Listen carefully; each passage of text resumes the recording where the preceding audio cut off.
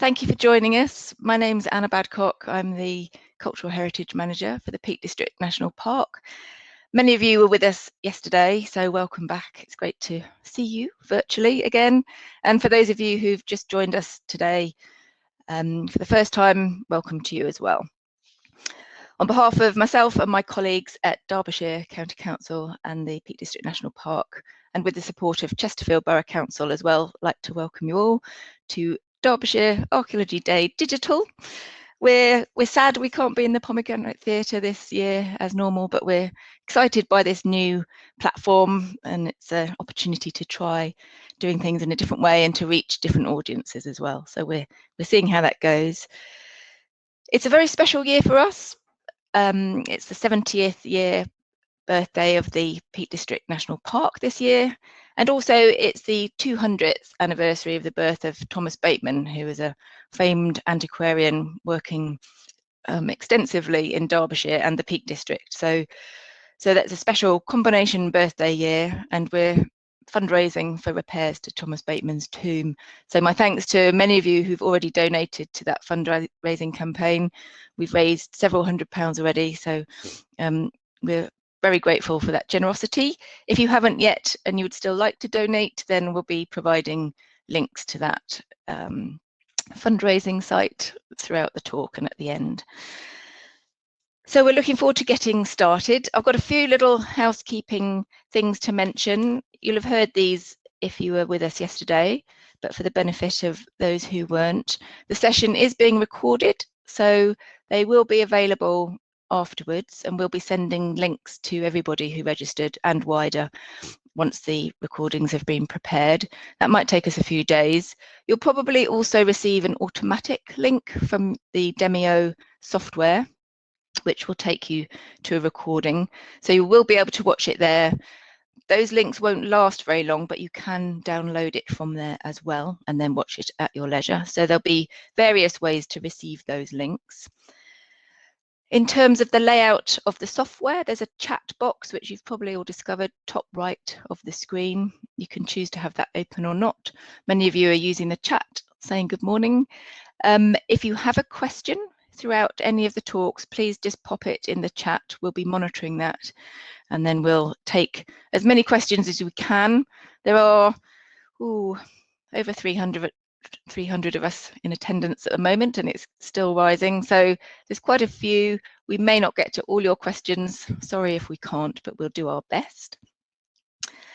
We had a few little sound glitches occasionally yesterday. Some people experienced some sound breakup and found that refreshing the page helped sometimes.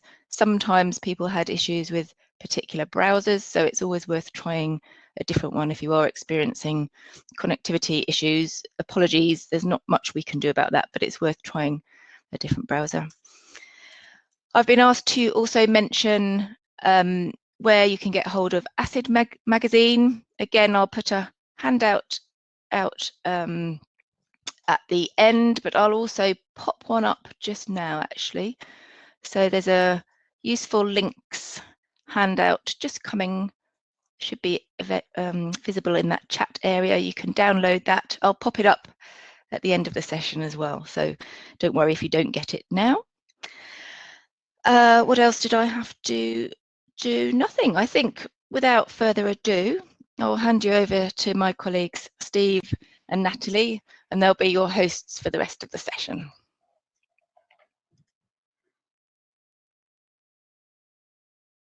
Thanks, Anna. Hi, everybody. I'm Steve Baker. I'm the archaeologist at Derbyshire County Council. I'm going to be presenting the back half of the session after the break. So just a quick hello, and then I'm going to disappear and chug coffee and see you later on. I'll hand over to Natalie for the first bit of the session.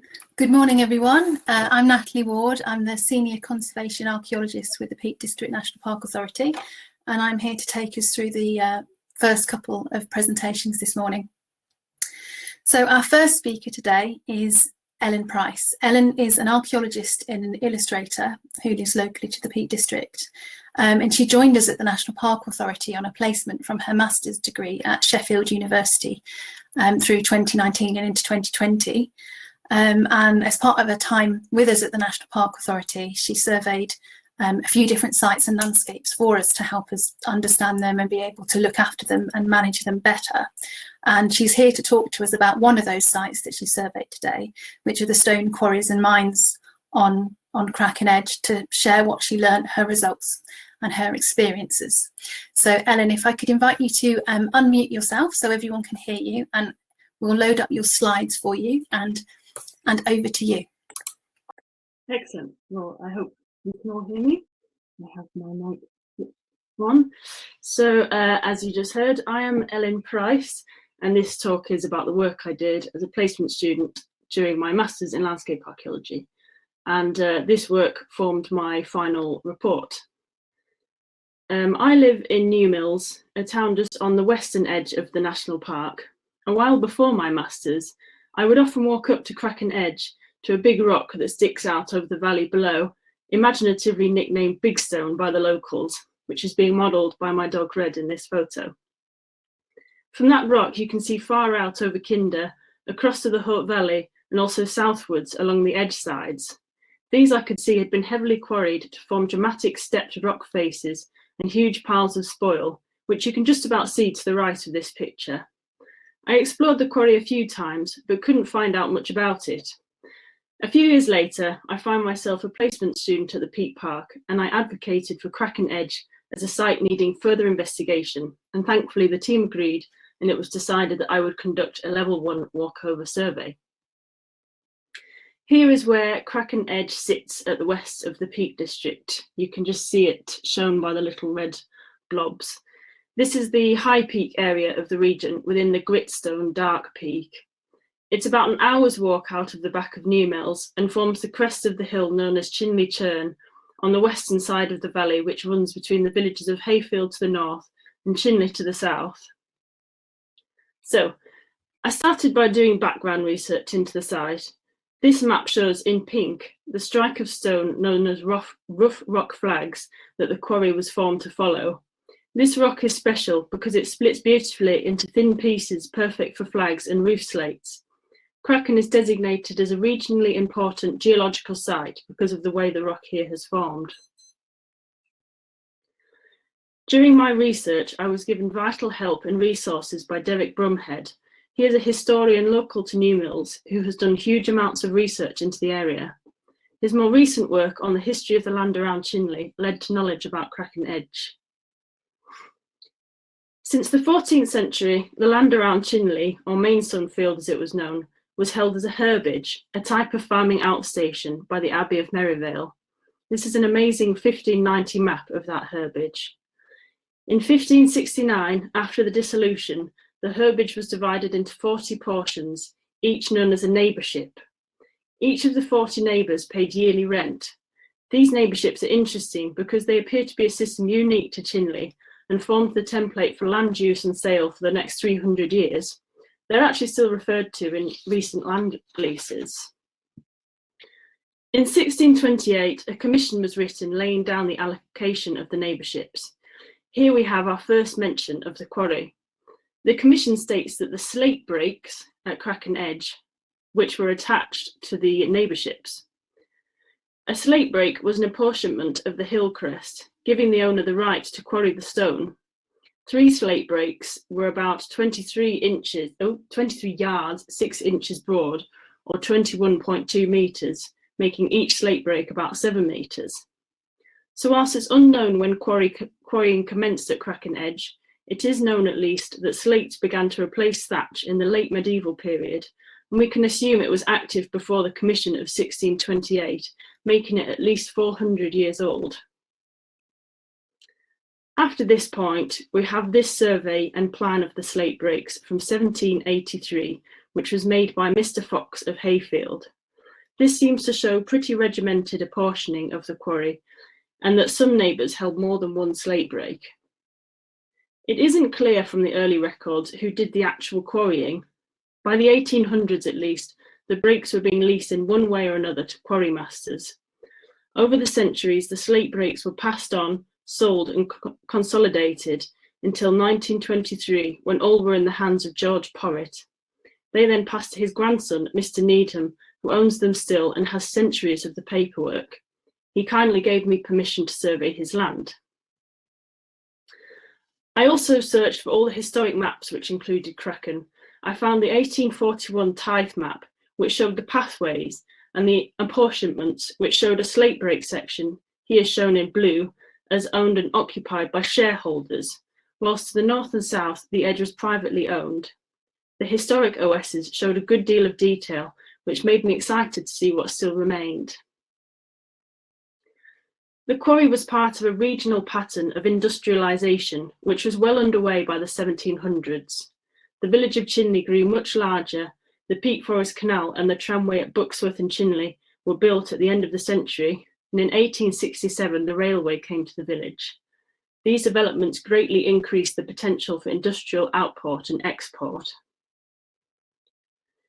The quarry yielded building stone, but specialised in the production of paving and roofing slabs. Besides surface extraction, better stone at a greater depth was extracted by underground mining. I also came across 2 maps that had been made in the 60s and 90s of the mine entrances, or adits, and some of the shafts themselves. There were many more than I previously thought or been able to see on my walks.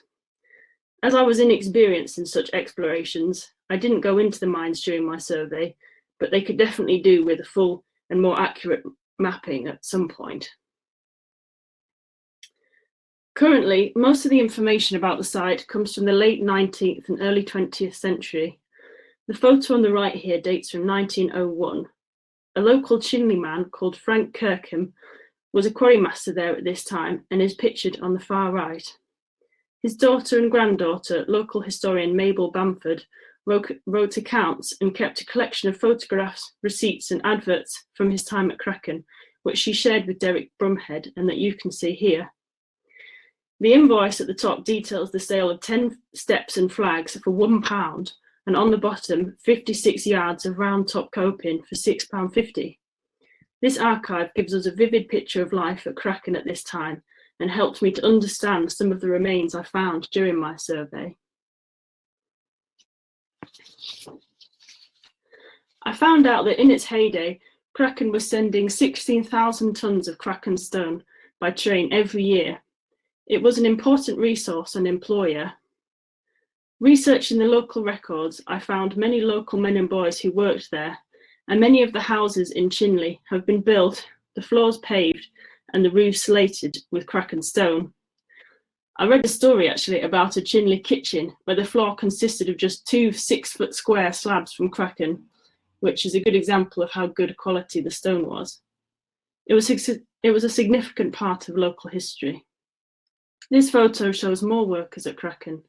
On the left is William Kirkham, another member of the family, and kneeling in the middle is Joseph Waterhouse, who was a local poet and essay writer. Unfortunately, as concrete became cheap and accessible, the market for quarried slate reduced dramatically. The quarry eventually closed in the 1920s. So, I had all this research to go on and now planned my walkover survey. Just to clarify, a level 1 field survey is a walkover of a particular landscape for the purpose of identifying archaeological features. It is undertaken to provide broad understanding of an area and to record a catalogue of features where you note the location, type, form and condition of each, which is then accompanied by photographs and illustrations. Such surveys provide a permanent record and are a basis for heritage management and further investigations. They are a valued technique, being an economical, non-intrusive but thorough analysis of a landscape.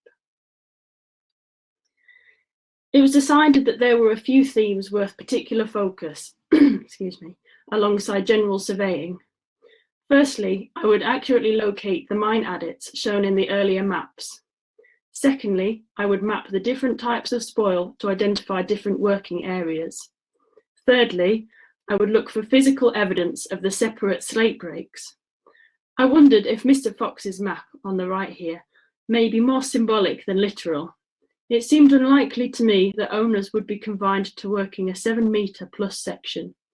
Possibly the breaks were purely a way for owners to register a tangible asset, whilst the quarry was worked and held in common. I thought this might be suggested by the tithe map, which described the land as held by shareholders. So now I was ready, and I started taking myself up Kraken with all my gear to get surveying. This included a ranging rod, GPS, compass, notebooks, maps, measuring tape, camera, flask of tea, an awful lot of snacks, and a very trusty hound. It took a few trips to get done because it's quite a large site and I'm a fairly inexperienced surveyor. I really enjoyed it. The views up there are spectacular and there was lots to find. Admittedly, it got pretty grim up there occasionally as I was surveying into November, and it made me appreciate how rough it must have been at times being a quarryman. So, on to the results themselves. The most exploited area was this continuous quarry face. This stretches for about 1 kilometre and rises to approximately 10 metres at its highest. The stone here has been worked by an expert technique of wedging and hammering at the top of the face to prise whole sections of rock away. This is evident from some of the massive fallen pieces of rock face. This mark was found in the rock face and is presumed to be a shot hole. This would show that the quarrymen, likely from the 1800s or so, were also using gunpowder to blast the stone apart. You can see in this photo that in front of the main quarry face is the flattish working area covered with huge piles of spoil. You can really see the tiered shape of the site in this picture as well. In this slide, I've put together my survey map on the left and satellite imagery to better show you the layout. The spoil heaps are cut by routeways leading to the rock face and small structures. The whole area is also linked by 2 long north to south paths which provide access to the routeways. And they also lead to the track which goes down to the road, which was the route used to take stone from the quarry by horse and cart. The paths are wide and well worn, which you can see on the left. The routeways are perpendicular to the paths leading to the quarry face and indicate clear planning and construction. They run between tall heaps of spoil, which in places have been neatly revetted to maintain the roots, as you can particularly see in the right-hand photo. The visible evidence of slate breaks was inconclusive. The routeways are consistently spaced throughout the site and might correspond with the different portions of ownership or slate breaks each owner had, each holder having a routeway to their portion of rock face. Whilst this is conjectural comparison, my map and Mr. Mox's slate break map do show similar spacing and divisions. Here I have overlaid the 2 maps so you can see the comparison. There was also no clear evidence on the ground or rock face of the physical divisions of each slate break. Granted, there is variety across the site. There are sections that look more intensely worked and disorderly. This could be the result of differences in the working practices of the respective owners, or a remnant of the quarry being worked in sets by different groups of men, or it could simply be the result of geological differences where areas deserved or demanded greater attention and work. It was possible to loosely characterise and map the types of spoil around the site, such as the giant pieces left near the quarry wall to be broken down, top right here, the smaller pieces left from this process, shown below that, and the huge amounts of waste stone scree chucked down the slope, which is very obvious on the left-hand side. Of particular interest were the small heaps of very small, thin pieces of stone I found. These were the scaplings that were removed by the mason with a scapling hammer whilst shaping the stone into neat squares. Stone was worked very soon after quarrying because it still contained quarry sap, moisture which dries out once the stone is exposed. It was pleasing to find these working areas. As you can see by the map, the masons had been positioned in an area with plenty of room away from the quarrying and close to where the shaped stone was to be loaded for transportation. The 1901 photograph showing beautifully squared off stone confirms that flags were shaped at Kraken itself. 11 small rectilinear dry stone structures were found, which varied in size, though none was bigger than 4 by 5 metres. They were often tucked at the bottom of spoil heaps next to an access route and are taken to have been quarrymen's huts fashioned from spoil to provide shelter and storage. They are widely distributed across the site and would have afforded each team protection from the harsh high peak weather. On the historic OS map, a smithy is labelled to the north of the site.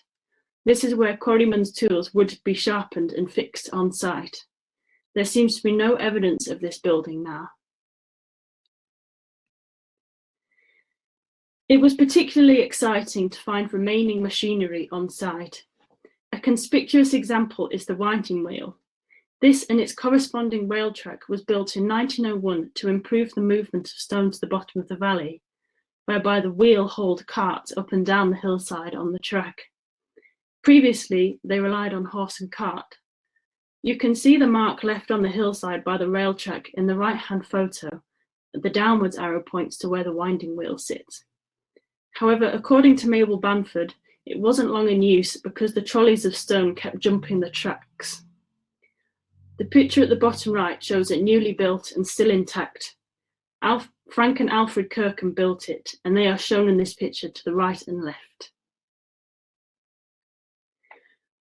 There are also the remains of a crane lying near the very north of the site, in front of a quarry and 2 adits. Some of the long wooden components remain, albeit in poor condition, and a metal piece which resembles a form of hinge. These remains probably date from the 19th and early 20th century and would have been used for lifting stones to be swung into new positions. I believe this old photograph from Kraken shows this crane or another like it. Turning to the mine entrances, I managed to find 9 of the 10 shown on the original rough mine survey and give them accurate locations and coordinates, None are shown on the OS maps. Nearly all were rudimentary, small and hard to get to, as you can see in the right-hand photo. The adit there is just a tiny hole at the bottom of that arete. These small adits were probably just for human access, with stone being removed from the larger adits. The largest adit visible was at the end of a clear and spacious access route and had deep rope wear in the upper lip, suggesting stone was hauled from the mine. This rope wear is circled in the middle photograph. From the older photographs and the mine surveys, clearly the largest and most important adit was just behind the winding wheel. The photos and mine plan show it was a large square supported entrance and led to a tunnel with rail tracks. However, as you can see at the bottom right, it has been entirely blocked, possibly by landsliding, and there is no sign of it now. Interestingly, several other adits show evidence of intentional blocking. Possibly this occurred as a safety measure when the quarry closed in the 1920s. So here is my finished survey map. I'm sorry it's so hard to see, it's a really big image. It has all the features marked on it accurately. I was very glad to have the opportunity to give the quarry the recording it deserved, so it can be properly looked after in the future, and so my work can be used for future research.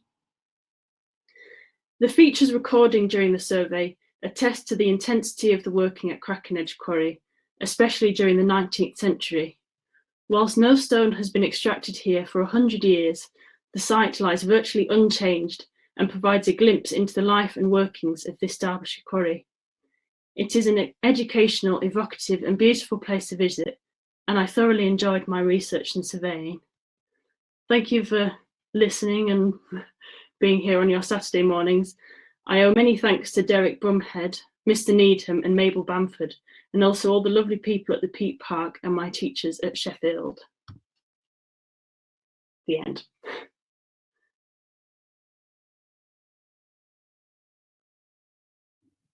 This presentation of your survey up at Crackenedge. I found it fascinating how long-standing those property divisions, the neighbourships and then the state breaks seem to be hanging around for hundreds of years. And I think you said they're still referred to in some modern property deals as well. Wonderful. And it was really great to shine a spotlight on what is perhaps a lesser known site to a lot of people that aren't local to the area, and like you said, give it the survey it deserved. And a very well behaved dog there as well. Impressively strategically placed and behaving himself to be a scale in the photo. Wonderful stuff. So I'm going to hand over to Anna now and see if we've had any questions in for Ellen during the course. We have. We've had lots of congratulations on a really lovely piece of work as well. Fascinating and really nicely put together. The first question we had in was where did you find the earlier mine surveys? I think this means not the really older historical ones, but those intermediate surveys. The ones from the 60s and I think so. Yes. Well, sadly, they don't seem to be publicly available. And I found one through Derek Bromhead, who had been in touch, I believe, with the man who had actually made that one. And then the other one is in the ownership was done for the Peat Park. So I found it through delving into the Peat Park records. Great. And someone else had made a comment that they've been down some of those adits with the Peak District Mines Historical Society, and wondered if they had any archive surveys there. I did find quite a lot of photographs from the inside of the mines when I was googling, it's definitely worth going a bit further down that route. But for the sake of just my walkover survey, I thought that it probably wouldn't be a good idea to go quite. Myself. Yes, it'd be dangerous. Yeah. Yes. We've had another one. Excellent presentation, very clear and informative. How did they transport stone from the quarry over its period of use? I think that came in actually just before you started talking about the routes, but the other part of that was interesting to compare access to resources such as turberies for peat, where sledways were used to transport the material. Well, they had there's a big lane that goes down to the back of Chinley called Sandy Lane, and they used to have a horse and cart that they strapped stone in front of to be a drag, so that the cart didn't sort of go like the clappers down the hill.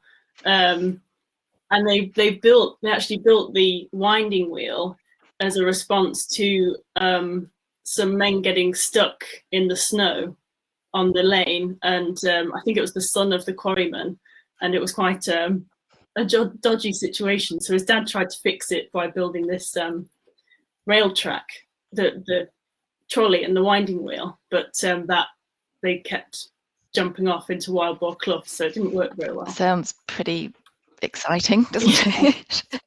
It does, yeah. There's a question about was there any evidence of stone being shaped in other ways, for example, for water troughs, or is that not the right type of stone? I don't think it was the right type of stone, because you can see it in the bits of the face where the stone is still exposed, that it's almost like actual slate in how it's these very thin beds of sandstone. So I think it was really mostly things like flags and roof slates. Yeah. A couple of people have said, great, is your survey map available, please? Or can I have a copy of this section of the presentation for my members? They'll love it. So you might have a taker there for another presentation. And also people asking about what's the easiest access to the site, and can you get there? How do you get there most easily? Yes. So none of it, it's all very accessible. It's not very accessible.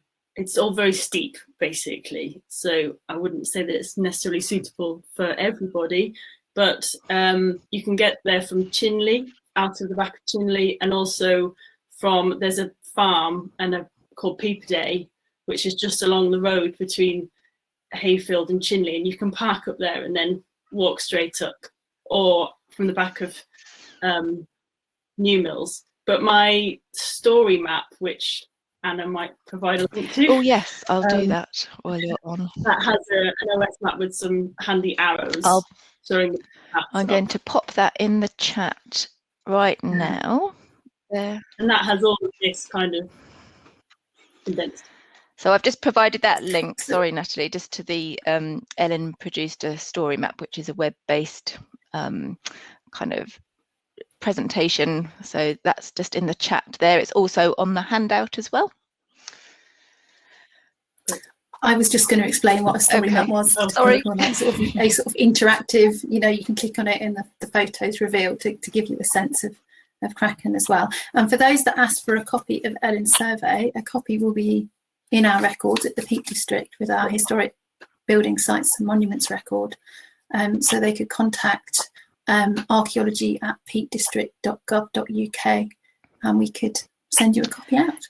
I think maybe we could pop that email address in the chat for people as well. I'll do that now. Bear with me. I've got another question. Was there any evidence of the stones being used for bake stones? I don't know what a bake stone is. It is what it sounds like, a large stone heated used for baking. Like oat cakes. Oh right. So okay, yeah, I probably know that by another name. I don't know. There's no evidence, but there is an awful lot of stone up there. So I imagine probably people nabbed a bits bobs of it to use, especially people in Chinley, I'm sure. But it is quite a long way to drag it back.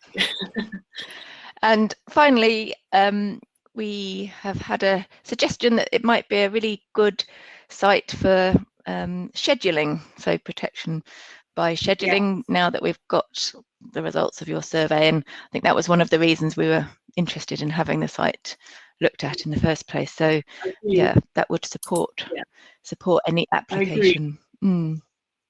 Because the crane it's really quite rotted, obviously, and the metal hinge section is liftable if you wanted to. So it could do with a bit of looking after. I'm sure people, I know that as the comments have said, people do go in and out of the adits. So a good measured survey of those and a proper search would be good. Yeah. Okay, last one word answer. When did quarrying begin on this site? Sometime before 1628. Lovely. Thank you, Ellen. That's great.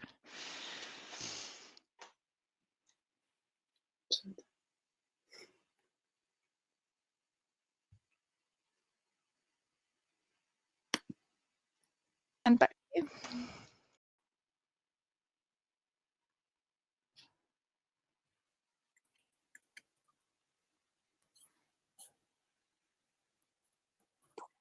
Hello.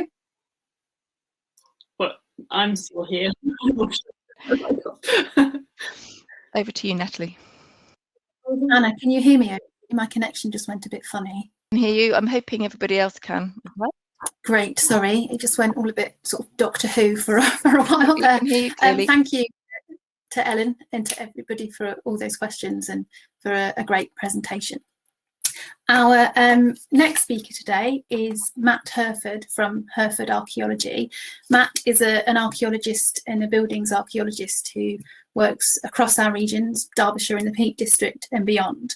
And over the past year or so, has been doing a range of building surveys and investigating built heritage across our region. So we invited him here today to give a bit of a flavour view and a flavour view, I've just made up a new word, a flavour and an overview of a number of the buildings that he's been investigating and to share with us some of his highlights. So Matt, I'd like to invite you to unmute yourself so everybody can hear you, and we'll share your slides, and over to you. Right, thanks Natalie, and hello everyone. My name is Matt, and I'm a historic building consultant at Herford Archaeology. I work principally in Derbyshire on small heritage projects, covering a great variety of historic building types, a number of which I'd like to briefly discuss today. The vast majority of the work was undertaken at the request of Derbyshire County Council or the Peak District National Park Authority as part of the planning process. A large proportion of my work involved recording barns, invariably fascinating buildings to study, as they have nearly always been remodelled and altered as their function changed over time. Take this former threshing barn at Shardlow, a village located around 6 miles to the south-east of Derby. The barn is depicted on the map produced by John Wyman in 1766 for Leonard Holbrook Esquire, at which time it would have been pretty new. It is an off-centre threshing floor, a design that first appeared during the 14th century and continued to be built until the end of the 19th. This design is widely distributed throughout England and Wales. The majority of the existing threshing barns in the East Midlands date from the late 18th and 19th centuries. They're typically built of red brick when local stone was unavailable, their construction often accompanying the enclosure of common land. Now with this barn, the 18th century phase was built in handmade brick, but as you can see, the south elevation has been extensively remodelled, with a large central cart doorway, the upper 14 brickwork courses of the entire elevation being replaced, and a single over-sailing course inserted, and a course of sawtooth brickwork laid beneath the eaves, along with the rather handsome circular pitching holes. The winnowing door on the north elevation was also altered at this time, and the current king post roof may date to this period of renovation. The type of bricks used suggests that this probably happened at the beginning of the 19th century. In the late 19th century, the barn had additional windows and doorways inserted, probably coinciding with the construction of the shelter set against the west gable, the former roofline of which can clearly be seen, along with the feeding troughs extending along the wall.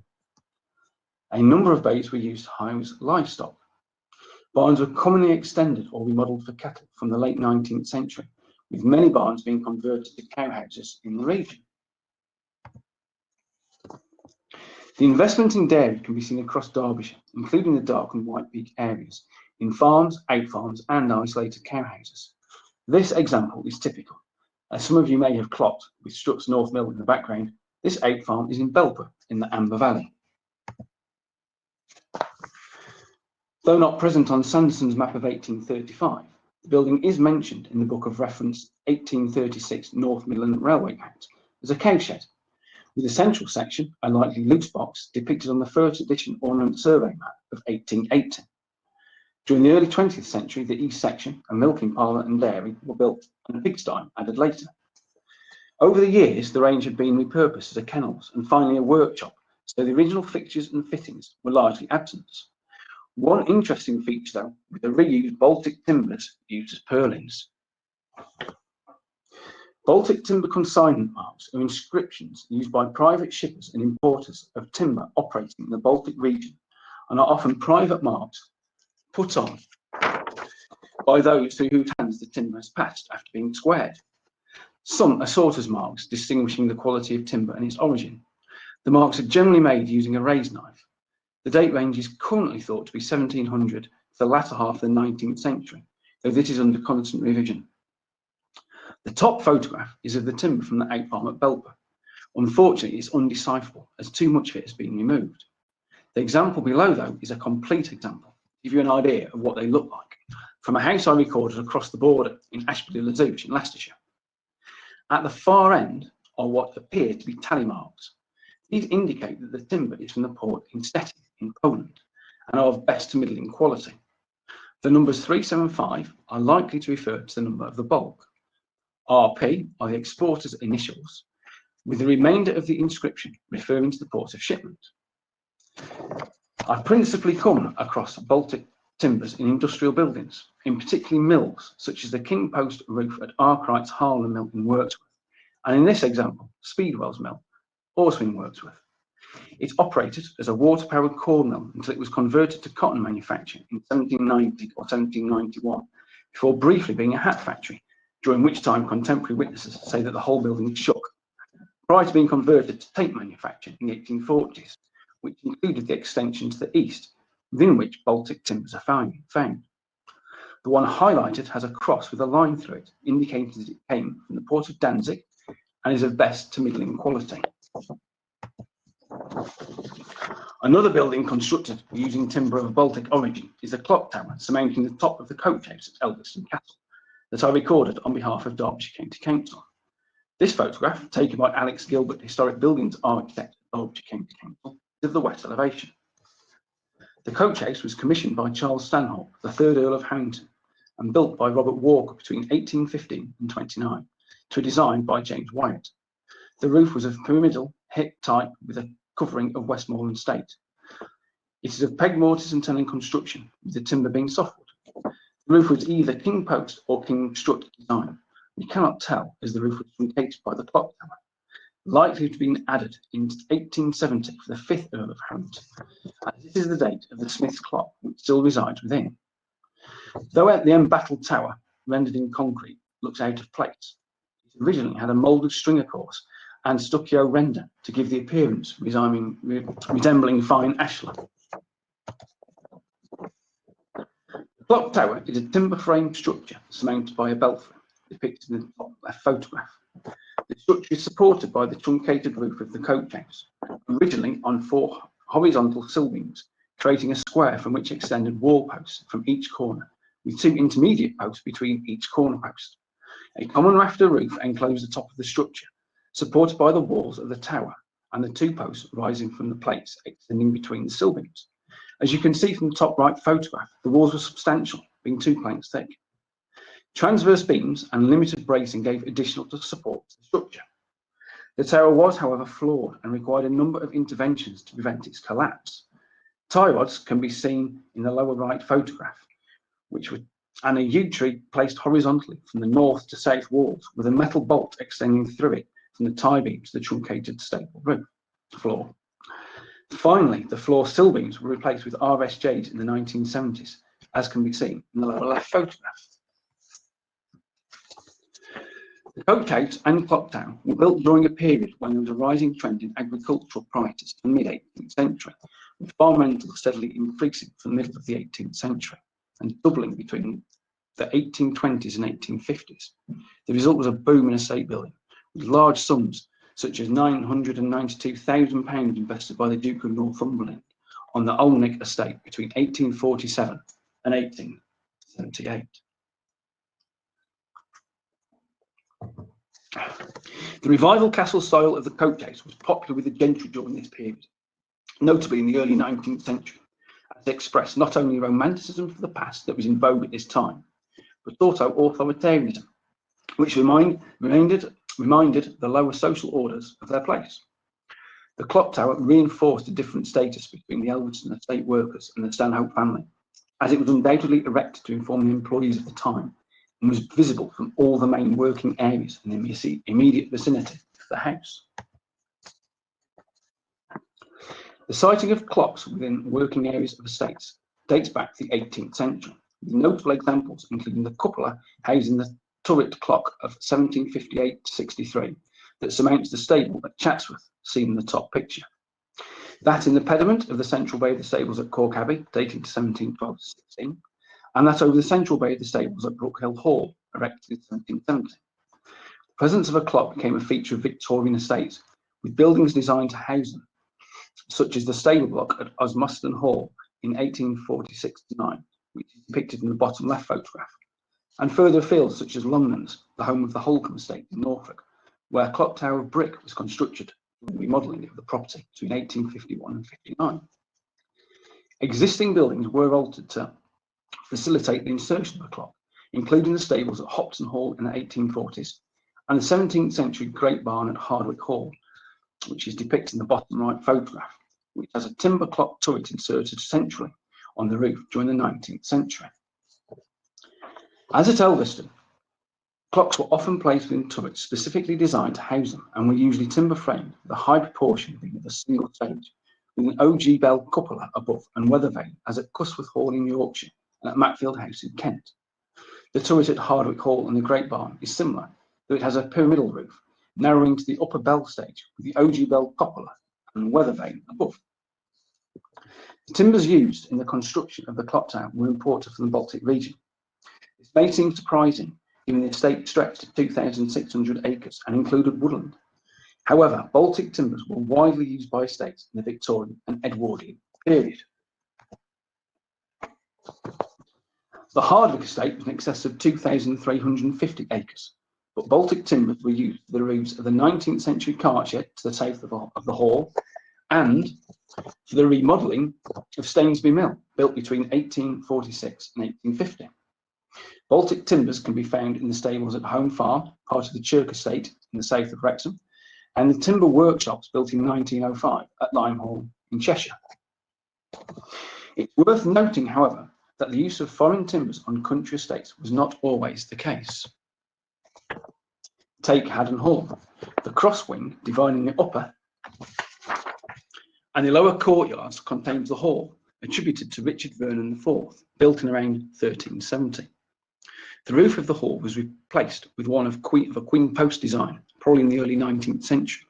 However, His Grace the 9th Earl of Rutland decided to re-roof the hall, a task that was completed in 1925, using oak from his Beaver estate in Leicestershire. Those were of superior quality to those on the Haddon estate.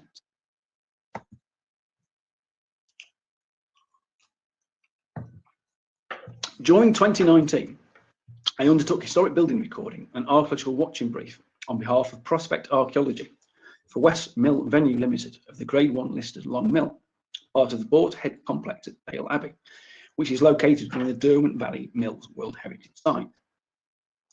A thorough survey had been undertaken by Adam Manuse for Historic England in 1996, though the current works will provide a fuller access to the building, the scaffolding encasing the mill, and the removal of both the render on the exterior walls and the roof covering, which would possibly answer some of the questions raised during the 1996 survey.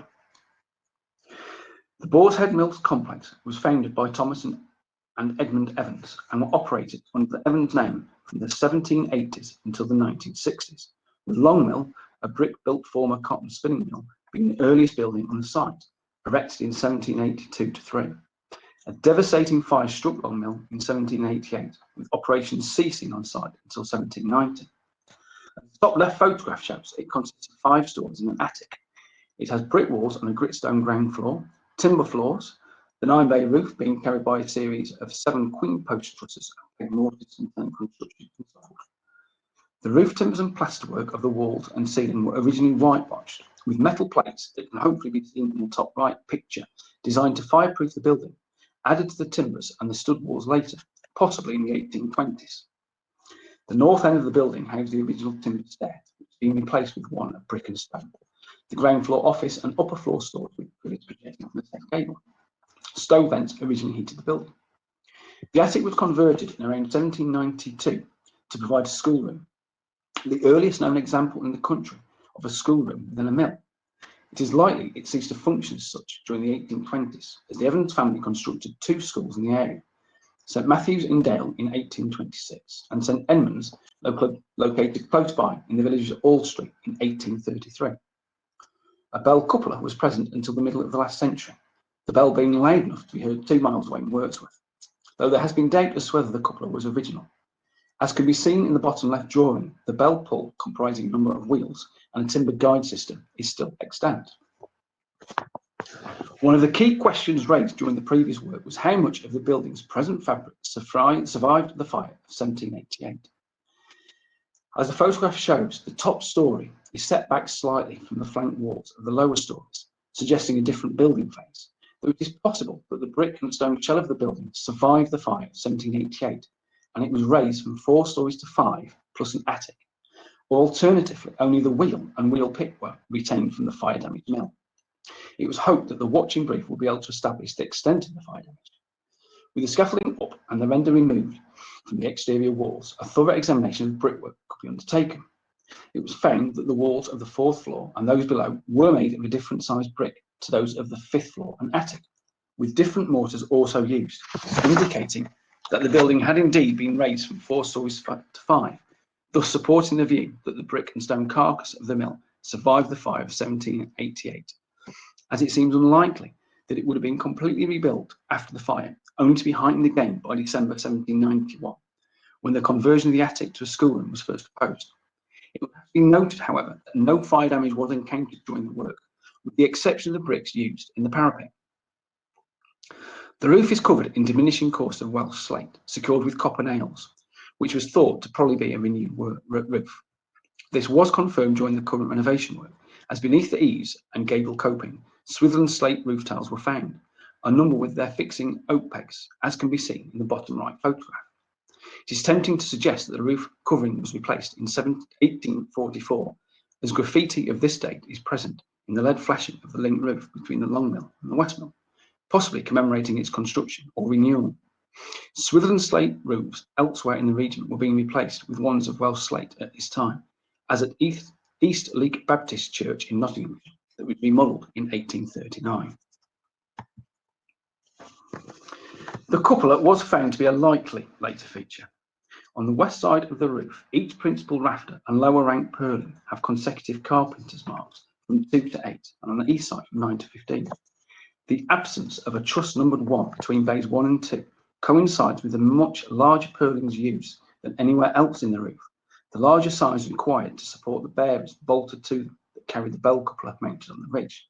It seems likely that the original timber trusses were removed and brick walls inserted to support the extra weight of the structure and heavy bell that was cast in 1793 after the repairs following the fire. Documentary evidence is scant regarding the function of the attic prior to and after its use as a schoolroom. It was hoped the renovation work may reveal previously hidden features. The presence of line shafting is indicated by semicircular cutouts in the base of each of the cupola bears, with a pair of bolt holes passing vertically through each collar on the same alignment, suggesting line shaft bearers were positioned on the collars, as can be seen in the top left photo. The question is, what powered process was being undertaken in the attic room? During the watching brief, a number of wooden bobbins were discovered beneath the eaves. Bobbin form varied as many mills, including Long Mill, produce their own bobbins to their own design, and so establishing the function of an individual bobbin is problematic. Those found within the attic are likely to be twisting bobbins, including roving bobbins, shown in the bottom left photograph, used to combine the ends of thread or adding twist to obtain greater strength, smoothness, and uniformity. Other finds from within the attic included a box of swan matches, a can of raspberry jam and an oil can, a witch's broomstick that I like to think a pupil made in the 1790s, and a brush for oiling machinery. Outside, the leadwork of the parapet was renewed. It was found to be of 2 or possibly 3 phases, based on the method that it was secured to the brickwork. The earliest method was using lead wedges, with later layers of lead secured using iron nails with a very broad head.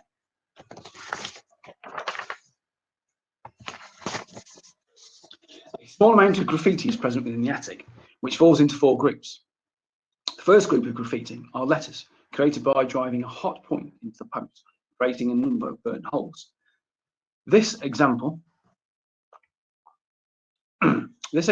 is on the south face of the east queen post of Truss 8, creating the initials PD. They probably predate the fireproofing of the building in the 1820s. The second group comprises chalk numbers and horizontal marks, probably tallies when the powered process was in operation. The third group is in pencil and comprise initials and names, often accompanied by dates and the occasional doodle. The dates associated with the names range from 1922 to 1938. This particular one is of E. Slater from 1929. Finally, on the roof plaster of the west side of Bay 3 is an inscription of 1976, recording A. Lane, Stephen, Han, Andy and Sue Kay. Goodness only knows what they've been up to. The historic building work has provided the opportunity to study the fixtures and fittings of numerous securely dated properties, thus building on the work, notably of Linda Hall, of those dating features within buildings. My favourite example regards a pair of strap hinges on a door at Wheatsheaf House in Matlock. The 2-storey property is stone built beneath a gable roof with a symmetrical front containing windows of mullion and transform crosses filled with leaded lights. An enriched panel is inscribed with the date of 1681, possibly commemorating its remodelling. The southern gable shows that the house had a double pile roof arrangement, altered to its current form in the late 19th century, though the north gable, containing the door, has no suggestion of alteration and would architecturally fit the 1691 date. The softwood door in question is clearly from elsewhere, reduced in size to fit the doorway. The strap hinges, as can be seen on the right, cut so they don't extend beyond the edge of the batten. The strap hinges themselves are wrought iron with fleur-de-lis designs, with nothing to suggest that they or the pindles are not in their original position, reused when the softwood door was inserted. Interestingly, there are examples of very similar hinges in the south of the country, dating to the mid to late 17th century, including at Moor End Hambrook, Winterbourne in Gloucestershire, dating to 1676, and Moxade in Membry, Devon, dating to 1683. It therefore seems plausible that the hinges at Wheateaf House are contemporary with the date stone of 1681. As elsewhere in the country, Apotrig marks, literally evil averting or ritual marks, are present within the buildings of Derbyshire. Their interpretation is controversial, with not all academics agreeing on their significance and purpose. One of the most common marks are burn marks, created by holding a lit candle with the flame partially in contact with the surface to be marked. This creates, as in the upper right picture, a mark comprising a lower bulbous portion and an upper carbonised portion. They are generally found from the late 16th century through to the early 18th. A good example can be found in the Georgian cartjet with granary over in Middleton by Yulgrave, where the inner face of the first floor pitching hole door is a fantastic example. The door, as you can see, retains its original fixtures and fittings. As mentioned, interpretation is difficult, though protection against fire cannot be discounted. Saltire crosses are also common, which are an incise cross between two upright lines, most commonly seen on door latches and posts and dating from the late 17th century onwards. Though the motif could be purely decorative, there could be symbolic meaning.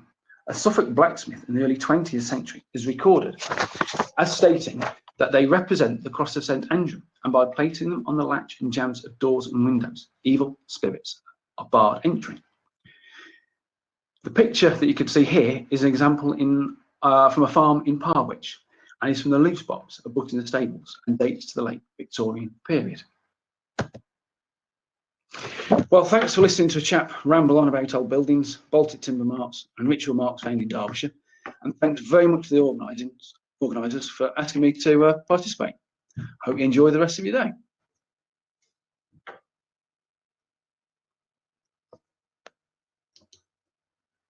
Thank you, Matt.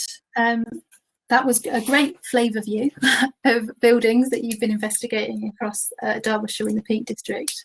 I really enjoyed how it took in from sort of elite and high status buildings to the more usual and everyday, and really highlighted the importance of buildings archaeology in understanding how people in the past lived, how they worked, what they thought, what their day-to-day life was, really. A few people were reporting sound problems through that presentation. I'm sorry to everyone for that. It does depend on your own connection and the speaker's connection, but this is being recorded and there will be video available later, so you can watch back in full. Anna, have we had any questions in for Matt, please? Firstly, for you, Natalie, flavour view should definitely be a word. Apparently, lots of comments on that. We're loving that. The first question was from the threshing barn, Shardlow threshing barn, and it said, "What animals did the troughs feed at it was cattle, probably beef." Barn? Should we bring the slide back, maybe? It might be good. Yeah. Okay. Thank you. Shall I just run through? I'll bring the slide back so people can see. So we'll carry on. Oh, are you going to find that, Natalie? At the beginning. Yeah, I think it was your first slide, wasn't it, Matt? Oh, there we go. Yeah, the troughs extending down the talking side about of the wall. troughs on the left-hand side. Cattle, right? Thank you. Yeah, great. We then had a sort of observation from somebody who is a member of groups looking into atropopaic marks in old buildings, and just observing that Baltic timber marks probably often misinterpreted. Well, that's as a very, very interesting point, marks, actually. or sometimes they are called often witch marks, aren't mistaken. But the interesting thing with them is that you will often find within buildings that the Baltic timber marks are placed in very, very visible position, very, very visible areas. So when you walk into the building, you could see the markings. and sometimes, regardless of whether they seem to be placed there, even if the timbers will be better suited elsewhere, which makes you suspect that those that are using the timbers are either wanting to demonstrate to the public, we're using high quality Baltic timber marks, Baltic timbers within our buildings, or are the people that are putting buildings up, do they put some sort of importance on them greater than their, yeah.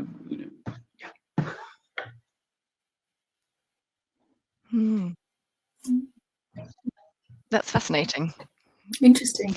It is really We interesting. had just an observation. I think this came through when you were talking about the evidence for the cupola having Yes. been placed, and therefore the adaptation of the trusses in that mill roof. Just to say, it's a fascinating insight. So great little bit of detective work there. The next question says, what is the earliest graffiti you've encountered? The earliest graffiti. I guess this could be anywhere. Oh, that is a question.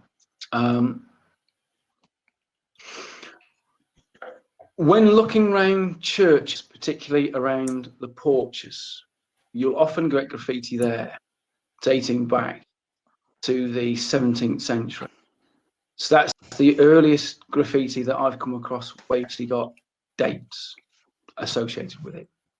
So yes, just prior to the Civil War.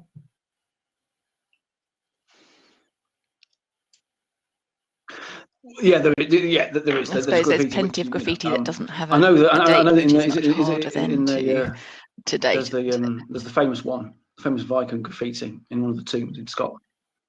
That says something along the lines of, Thorkill was here. I can't remember which one it is.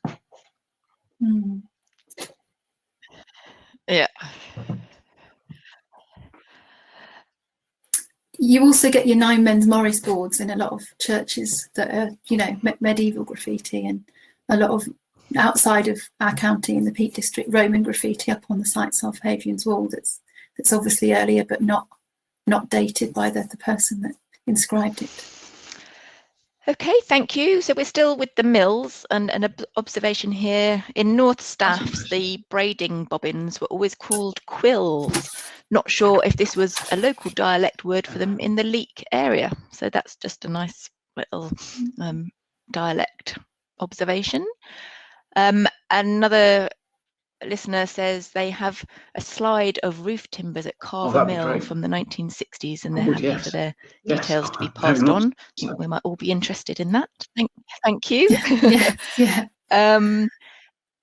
A question on those lovely little crosses on the door locks. How widespread are these? Is it just a Peak District thing? All over England. I've come across them everywhere.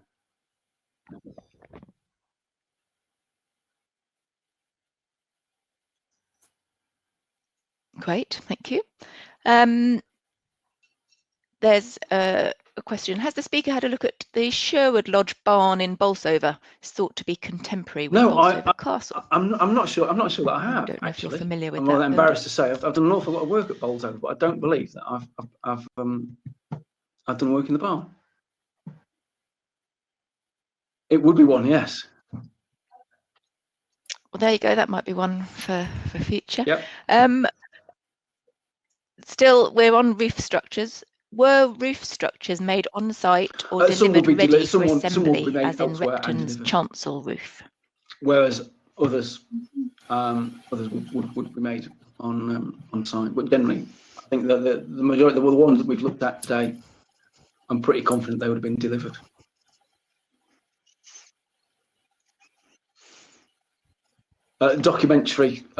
Documentary sources. And how can you tell that, Matt? I know that within churches, particularly cathedrals, if you go into the root spaces of cathedrals, you can tell that a lot of the timbers were actually made on. A lot of the timbers were formed on site, because you've still got the cutouts and the drawings within the spaces within churches, where you can tell that that's where they were. That's where the timbers were made. But generally, no, I think they've been made to order.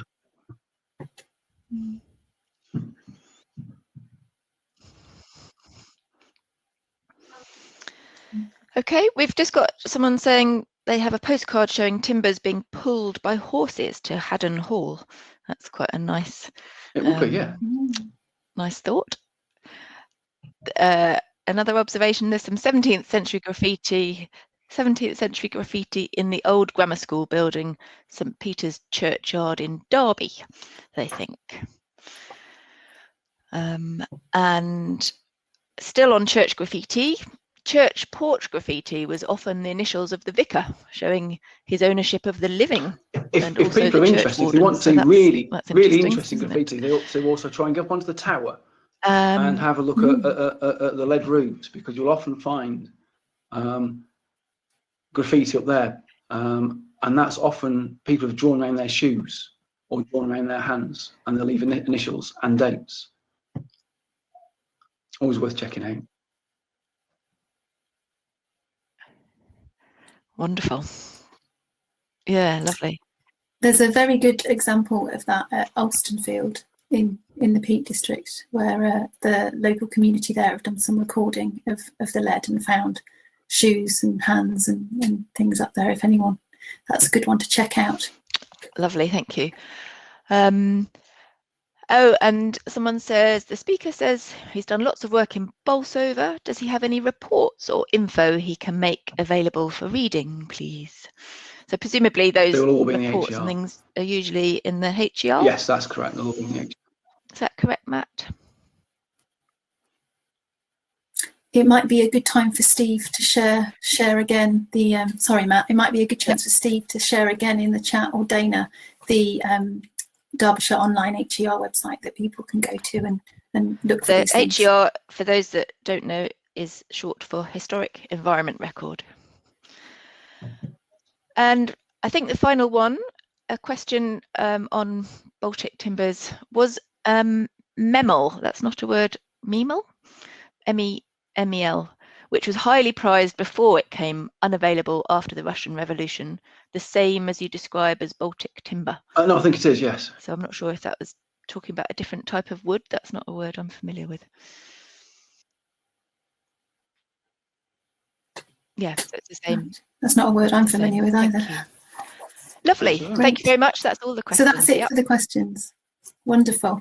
Thank you very much, Matt, for that wonderful presentation, and to everyone for their questions. We are running a little bit early in our schedule, which is remarkable. But I think we're going to try a poll or two maybe before our tea break. We tried a poll yesterday. It didn't go particularly well. It was a bit rogue and seemed to have a mind of its own. So we're going to post a poll for you now about Acid Magazine.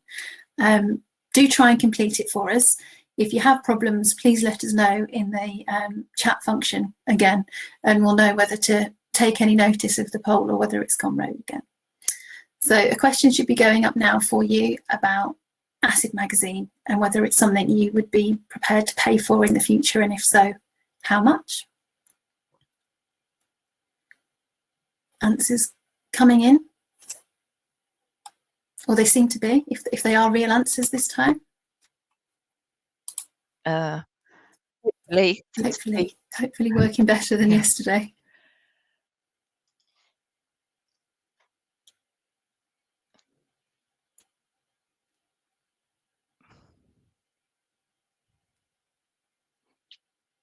Well, answers are coming in thick and fast, but maybe we will leave that there through the tea break. We might give ourselves a little bit longer then, maybe, to put the kettle on and stretch our legs. Be back for 11:20. Does that sound good to everybody? Great. Right then, we'll put in some slides for over the break. Please fill in the poll if you haven't already. Take a look at the handouts. I think the handouts are there already, are they, Anna? So it's available to download all the time. So you'll see if you've got the chat open, you can see chat, polls and handouts. You can flick between those tabs, and the handout is just sitting already in the handout tab. Great, so take a look at that. Thank you to Matt and Ellen once again for those great presentations this morning, and we shall see you at 11:20 for our next presentations. Welcome back, everybody. We're just heading into the end of the break. I have noticed that it takes a little while for people's sound and connections to catch up when we get the new speaker. So I'm just going to wait another 30 seconds or so before we launch into the next talk.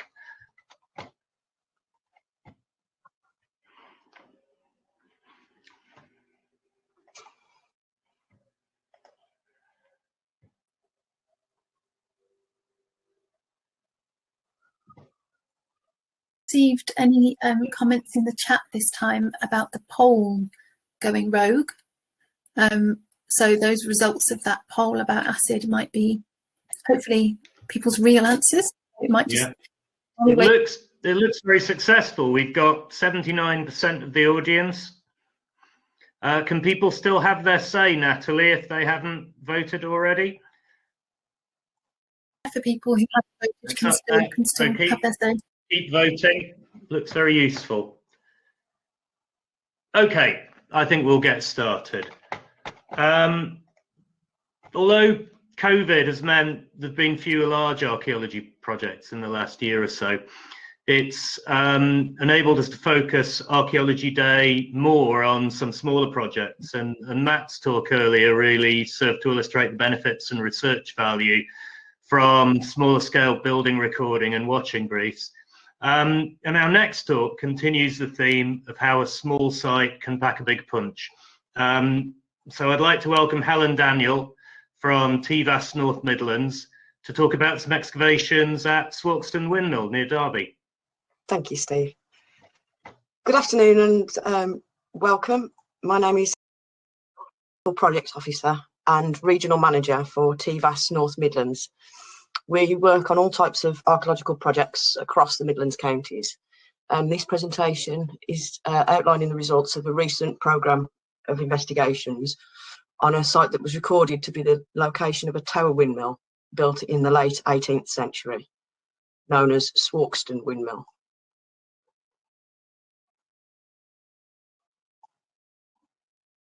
The site is located in grounds to the rear of Windmill Cottage, which you can see is the rendered building in the picture.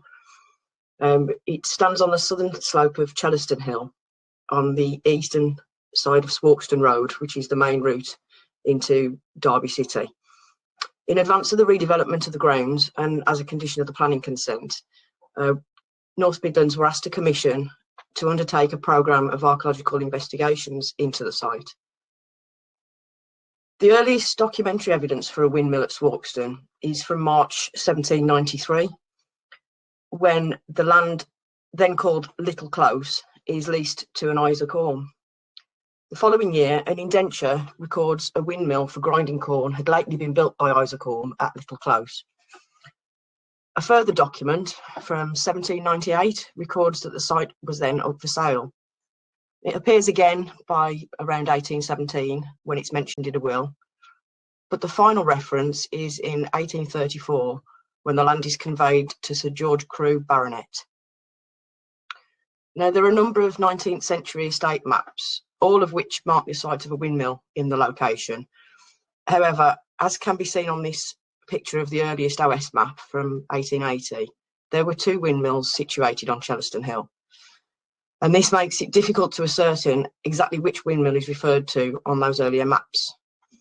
Now, the parish boundary, which separates Chellaston from Swarkestone, actually runs between the two sites. And so it's probable that maps produced for each parish will only reference the mill that's actually within their parish boundaries.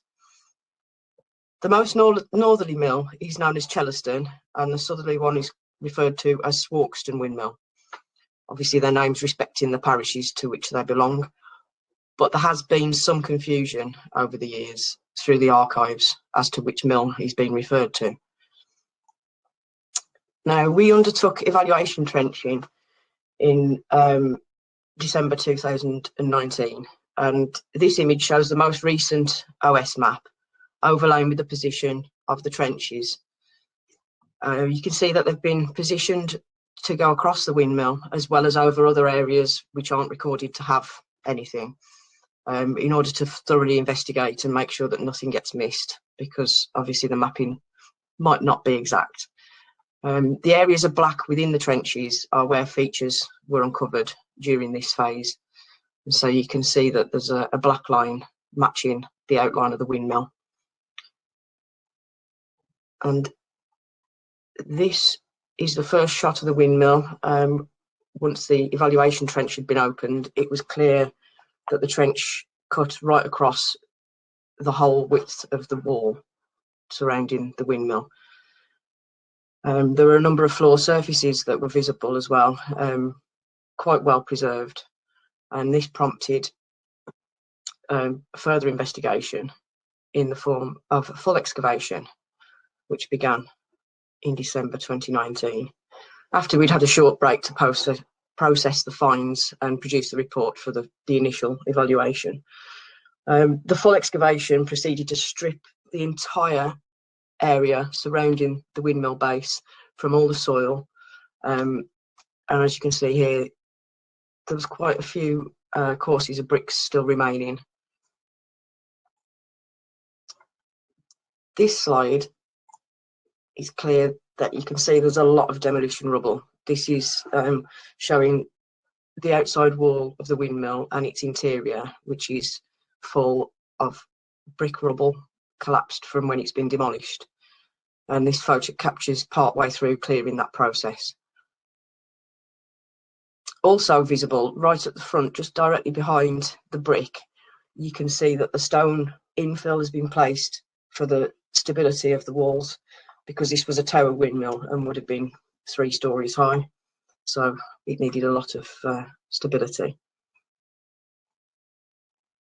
This image is taken from roughly the same position, just a little further back, a few weeks later, and now it's clear the entirety of the foundations have been cleared of excess soil and rubble. The most obvious feature we noted was that whilst the northern part of the mill was constructed entirely from stone, the southern half was encased on both sides, inside and outside, by brick skins.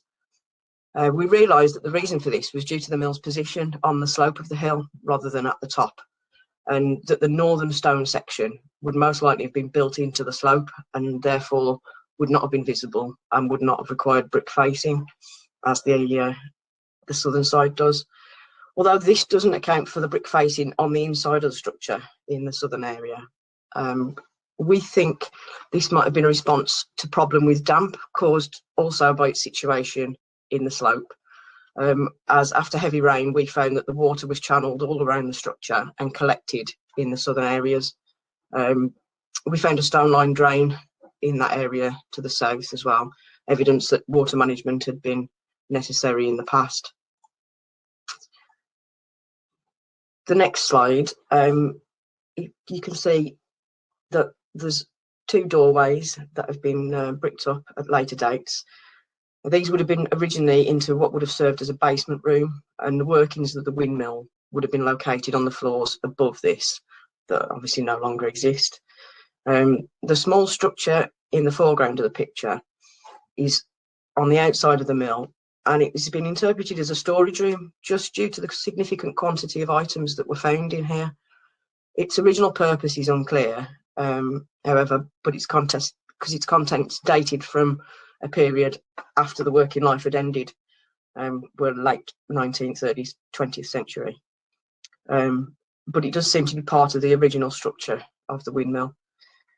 Now, there may also have been a further door located on a floor above and either accessed by an external timber stairway, of which nothing remains, or more likely via the built-up ground around the slope to the north of the windmill. You can see in the very top of the picture there's also a little yard stable area that was bricked over with just the foundations of the walls, but nothing else remaining. Now, this view is from the opposite side, looking west, and clearly shows the stone boundary wall, which you can see on the left hand of the picture. It was only present in this half of the site, and encloses an area where working floors of various phases, stone floors repaired with brick, and brick floors, were found all around here. The east doorway in the foreground appears some later alterations have distorted the original layout. At some point, presumably after it's gone out of use, an east-west wall has been added to link the outer brick of the windmill with the stone boundary wall. In front of this, the floor was concreted, and there was render on that wall as well. So it's possible that a little outbuilding was constructed outside, but there's not much more evidence for that. Now we get to the research part of it. We can't be certain, but we think that this shows Sherwood Mill in the foreground of the image with Swarkestone Windmill behind. It's painted by J.J. Holland around about 1865 and entitled Windmills at Swarkston. I think that the view is taken from the top of Sherwood Hill, looking roughly towards Swarkston Causeway. The reason for that is that the windmill on the right hand side, the furthest away one, appears to have an ogee shape on its top, and that's present on the image of Swarkestone Windmill in the next image that you'll see. So the ogee is the little ball shape on the top of the roof, and the previous image, if I can just go back, the windmill on the right appears to have that, and the one on the left doesn't. So this view is probably from Swarkston Road. We're not sure when the photo was taken, and there's no record of who was taking it. It's just undated in the archives, but it's around the late 19th century. Clearly, Swarkestone Windmill is in disrepair quite badly by this point. As I previously said, the last confirmed documentation of it in use is 1834. Sherwood Mill is just visible in the background, looking in a little bit better condition with its sails still intact. This might suggest the photo predates the OS map of 1880, as both windmills are marked as old windmills on that. As you can see, I've done a little close-up of the photo, which shows the small door, which we believe is the external storage room that you could see on the previous slide. Again, we're not entirely sure of what its use was, but it does seem to be part of the original construction.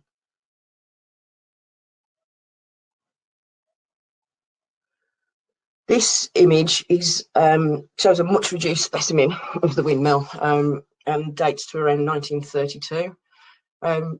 Carl Wood was an eccentric artist and musician from Derbyshire, born in the late 1880s. And in the 1920s, he painted the roving Molly windmill at Hemswell, which gave him an obsession to become the sole painter of every remaining windmill in England. Now, many of these were old post mills, which have long since been demolished. And today his art's highly regarded by molynologists or mill specialists. When shown this image, the owner of the site in the 80s and 90s remarked that this was the structure that he'd demolished due to it being unsafe. So that helped with the identification of this, because Carl Wood, actually recorded this as Lowes Mill, not Swarkestone Mill. I'll go to the next one. You can see that this is the structure that the owner from the 80s and 90s would have been familiar with. It's a little worse for the wear, and over the years since its demise, it's been variously used as a workshop, a storage room, and a children's playroom. Quite interestingly, this next slide was taken from the opposite side, and again shows the storage room, clearly visible with a stable door still hanging, although a little bit precariously probably. Now, the final image of Swarkestone Windmill shows its rather ignominious end. This was taken in the 1990s by a gentleman whose research and knowledge was invaluable during the excavation. His name is Alan Gifford, and he's a founder trustee at Hinges Windmill, not far away near Belper. and the author of a book called Derbyshire Windmills Past and Present, which he published in 2003. Now, during the 90s, he visited every known windmill site in the county and recorded what he found, whilst also researching the archives and locating many of the images that you've seen today. After finding his book in the library, I managed to get in contact with Alan, and he was more than happy to help, and even came to visit us on site, despite him being more than 90 years old at the time. So it's with great thanks to Alan that a lot of this information has been collated. He also kindly arranged a visit to Hinges as well to see a working windmill as it should be, which is well worth a visit when COVID's over. So this slide shows you just some of the goodies we found in the storage room. This is just a small selection that were packed in, and I mean packed into the storage room. There were tens of bottles, glass and earthenware, OXO, even a Liam Perrins one with a stopper still in it for Worcestershire sauce, jam jars, beer bottles, pop bottles, wine bottles, tons and tons of ceramic dinnerware with transfer printed wares like you can see, plates, bowls, cups, vases, flower pots, big chargers. There were also kettles, buckets, spades, forks, and in the very last photo you can see is the bulb of a clay pipe. That was quite interesting. It was marked with horns and the letters AOB, which on a little bit of investigation turned out to be a Masonic company called the Antediluvian Order of Buffaloes, hence the horns. And finally, dozens of leather hobnailed shoes from the early 20th century. These ranged in sizes from the very small children's right up into grown men's sizes, all remarkably well preserved. And quite a shocking find, to be honest. Never really found that many all in one place. And that's the end. And thank you very much for listening.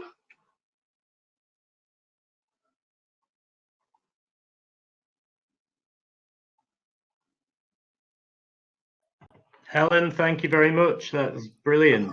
That really shows how the unexpected still plays a part in archaeology. We certainly never expected Swarkestone Mill to be that well preserved. Yeah. The cache of artifacts was another sort of unexpected bonus from that, really. It was, yeah. Yeah, it's just a shame they only dated to after the mill's demise and not to its use. Yeah, indeed. Anna, do we have any questions on the chat? Excuse me, sorry, we have plenty. The first one, in fact, was about artifacts, and I think that came in before you described those, Helen. So I think that's been answered. Thank you. It's amazing to see that variety there. Someone has asked about the diameter of the windmill, and would it be considered a small one? Yeah, it's got an external diameter of about 7 metres. And the internal about just over 5. So it's fairly small, but I think it's comparable with Hinges Windmill, which obviously is still fully standing. Yeah. And working as well. And we had a comment saying the Hinges is a great site to see. It is, yeah. Well worth. And a question: who built the windmills? Did artisans move from area to area, or was it done by local people in each place? I think it's probably more likely local, but we don't really have a lot of information. The archive documents generally only say who owned the land and not who built it. But there was a brickworks just behind on Chellaston Hill, so it's very likely that it would have been local, and the bricks would have been handmade just off site. Well, so you've just answered the next question, which was about where were the bricks made. So that's fantastic. So likely to be very local indeed. And yeah, I would have thought so. There's an observation that there's a well surviving remains of a stone mill in Bolsova off Mill Lane, which is crying out for study or preservation. Steve, that's just an observation for general. Another observation, it was really nice to see that timeline of photographs and paintings and illustrations to show the sort of gradual decay of that site, and that's a really, I suppose we're lucky, very unusual to have that level of documentation. Yeah, and that is, I'm going to show his book now. That's Alan, if I can get it right so you can actually see his name. That's the book that got me all that information. If it hadn't have been for Alan doing all that surveying in the 90s, a lot of that information would have been buried in the archives. So that's probably a lot easier to find these days with computers, considering he sat going through archive cards to find the things that he did. So yeah, so we're in debt. That book is available for people to look up and buy. It is, yeah. I managed to get mine from Amazon, so yeah. Great, thank you. There's a question: is there a collection of Carl Wood's paintings available to view anywhere? There is. I believe if you, I can't remember the name of the website now. There's a few mill websites, and I think if you just type Carl Wood watercolour windmills or sketch windmills in, the links you'll get will take you to see where they Lovely. are. We'll see if we manage to do that during the session. We'll pop that in the chat as well. Yeah, I'll see if I can find the link that I used. So there's another question about bricks, and this says that the outer casing bricks appear to be laid on their edge. Is there any reason for this? No, that was something I had to phone a colleague to find out what the actual name for that. It's called a row-lock stretcher bond with the broad face of the bricks exposed. I don't know if it's just a personal choice of the bricklayer or the owner who wanted it to look a bit different. I have no idea. It's not something I've encountered very often, to be honest. But yeah, that was something that we noticed as well. Curious. You'd think it would be less strong, wouldn't you? Yeah. But bricks were only for facing. Yes. The strength for the structure came from the stone infill, which was probably about 1 metre wide. Yeah. So maybe it's cheaper then. Yeah, just to look. Yeah, exactly. It's the most sort of efficient, cost-effective way to do it, perhaps. Yeah. There's a question: is there a windmill research group or society? There is, isn't there? Yes, there are a number. I think I've just seen somebody's put a few links onto the Mills Archive windmill sketches as well. So thank you. And finally, the terms tower mill and post mill are used. Could you explain the difference, please? Yes, that's my bad there. Yeah, a post mill was literally just on timber structures raised off the ground. So the only archaeological evidence of that would be the remains of the posts or the post holes in the ground, because they had sort of like on a gantry structure. So they were raised up because they were timber, and that stopped them rotting so quickly if they're raised off the ground. But obviously there's not so many of those surviving. A tower mill was generally built of stone or brick and 2 or 3 stories high. Lovely. Thank you. Yeah. We've had a little. I've got a bit of an archaeology anorak question for you, Helen, if I may. You had the stone base of the mill, which was sort of encased in brick to the downslope side. Do you think that indicates there were 2 phases to it, like a stone built phase which was then faced, or was it all built in one phase like that? It is possible, and there are some documents in the archive that go back to the early 17th century, but they're all in Latin and not very well preserved, and I couldn't make out, although it did actually say stone windmill, I worked that much out. I couldn't work out exactly where it was located. Okay. So it is possible, yeah. I mean, from what we saw, it seems to have been that the bit that we found was actually built into the slope. Whether above that was bricked as well. I mean, there were a lot of bricks that we moved, so yeah. I think it was, and the photos seem to suggest that it was brick all the way around as well. So yeah, but it is a possibility that it may have been earlier. So some more research to do there. Yes, definitely. If anybody's good at reading old Latin documents, then there's plenty in the archives.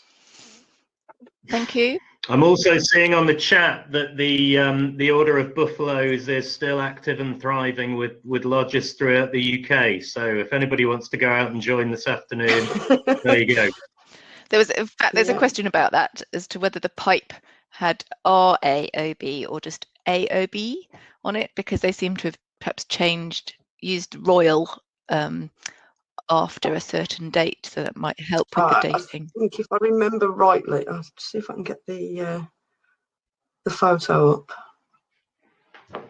But I've got a feeling it was AOB. Yeah, it was AOB. Okay, thank you.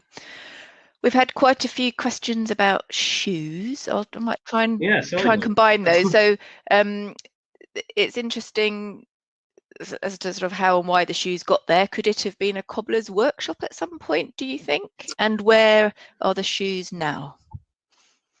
The shoes are with the archive with us. No, we don't believe it was a cobbler's workshop. I did a little bit of research on the census and who lived in the property. But again, with the two windmills, it was very difficult to work out who was living in which exact mill. But there's a couple of references to a Mr. Manful. And I think the archive records him as living at Sherwood Mill. But there's some other census records that seem to suggest he lived at Swarkestone Windmill. Now, that family stayed in the same mill for probably 50 years, and towards, I think, was it about 1920s, there were 3 members of the same family. There was a brother and 2 sisters who carried on living there. None of them got married, and they lived there until their deaths, and the last death was recorded in the 30s, I think it was. And our theory was that the storage room was their belongings that they just kept putting in the storage room, because it was literally packed full. That's the reason that everything survived so well, was because there was no room for it to go anywhere. So yeah, because it would have been the same sort of time scale as they were growing up, and we think they just kept their shoes and put them in the cupboard, and then just kept putting more shoes and more things in. Because we didn't find any tools, any cobbler's tools or anything specific like that. So, or any kind of offcuts or anything like that. No, nothing like that. They were all complete shoes. Yeah. Yeah. Lovely. Thank you. And a couple or more people have asked, curious to know what's going to happen to the site now. So I don't know if you can explain. That might be one for Steve as well. Yeah, the site now has. Well, I'm not sure if they've built them yet, but there's a couple of houses being built on top of it, which was the reason for the work in the first place. So that's essentially what we would call then preservation by record. Yeah. It's been recorded, and there was planning consent for redevelopment on the site. Thank you. Someone's asked, is Sherwood Mill still there? It may well be, being a Swarkston Mill was there. From Alan's reference, I think it just says there's a couple of millstones in the path, and no evidence there, but it's very likely that it's just a garden feature that's been overlooked, and somebody thinks it's just a curved brick wall in the garden or curved stone wall, and there is still the foundations there, but it's in a private garden as far as I'm aware. Lovely. Thank you. We'll leave the questions there. Thank you very much. You're welcome. Pleasure. Thank you very much, Helen. Can I just check whether we've got our next speaker lined up? Here. Sue, are you there? I lost my voice, but I'm here. Lovely. Sue Waugh and Mary Wiltshire probably need no introduction. They're 2 of Derbyshire's best respected local archaeologists and historians, and their appearances at Archaeology Day are always a treat. A few years ago, their talk about Saxon enclosures known as Hayes or Hargers had me out in the county exploring the Saxon landscape for months afterwards. So we're delighted to welcome Sue Waugh, just a solo appearance today, to give us a flavour of their latest project and book, looking at the medieval monastic granges of Derbyshire. Yes, thank you very much. Sue, over to you. Do I get a complete screen now? I'll disappear for. Well, thank you very much for inviting me today. This work's all representing a joint effort, as Steve said, with Mary, who sadly can't be here today. I don't think my voice can either, sorry about that. It all started because Mary and I have long been curious about all these grange farms in Derbyshire. You know, did they all have monastic connections as we wander around? So we sort out the names from our starting point, Cameron's place names of Derbyshire. We plotted them on our OS map, and we did a lot of field work.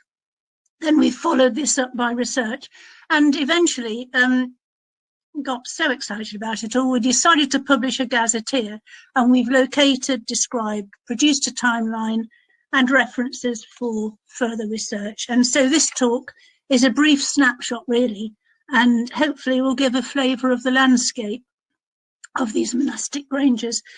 This initial slide is drawn from a map held at the DRO, and it's showing Seal Grange, Seal in South Derbyshire, as it appeared around 1600, a grange of the Cistercian Merivale Abbey in Warwickshire.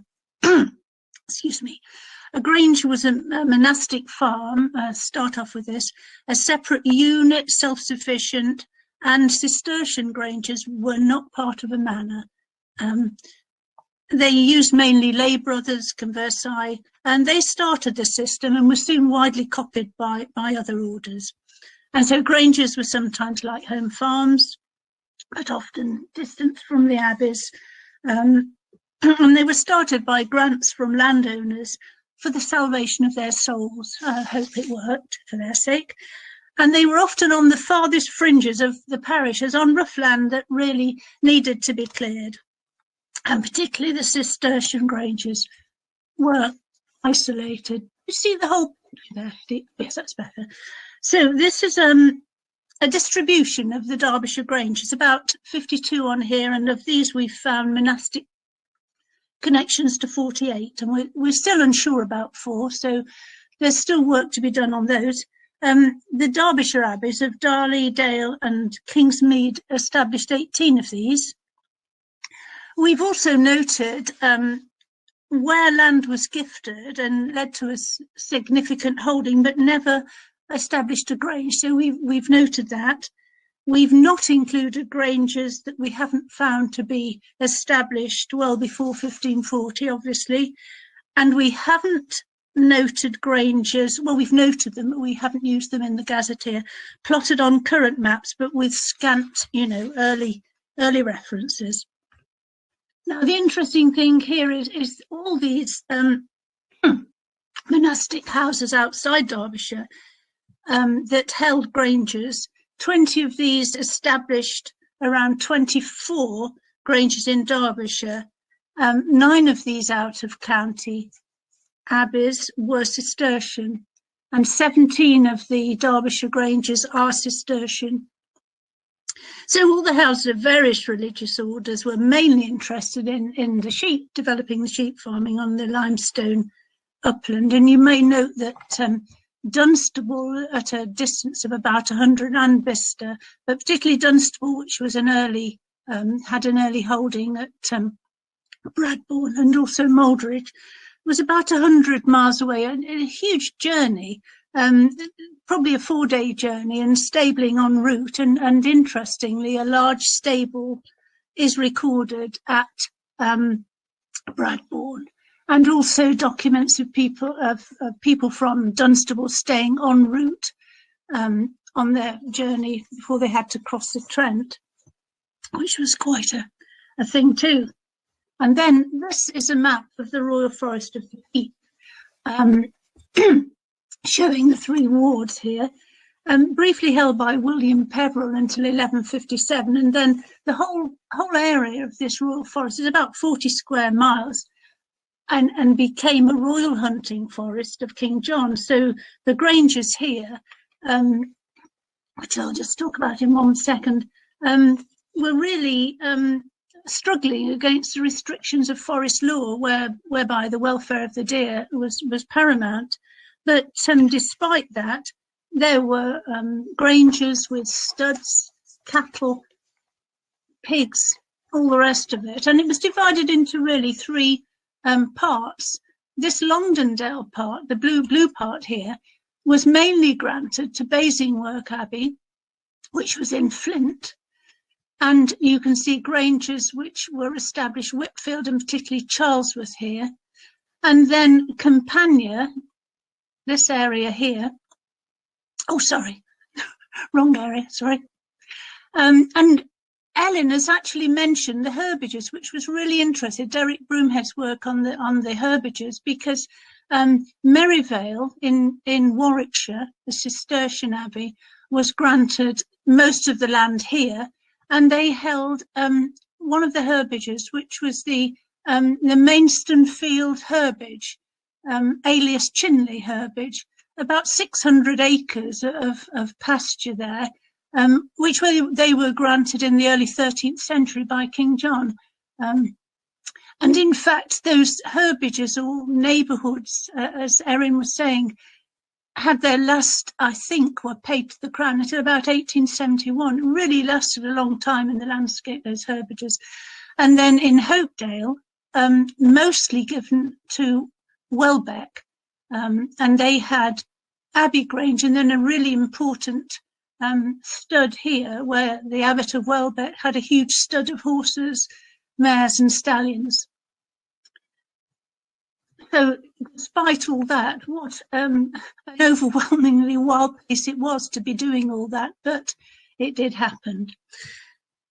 As we were wandering around, we then began to think, well, why was a grange where it was? And the first essential was obviously water, especially on this permeable limestone, waterless upland, really.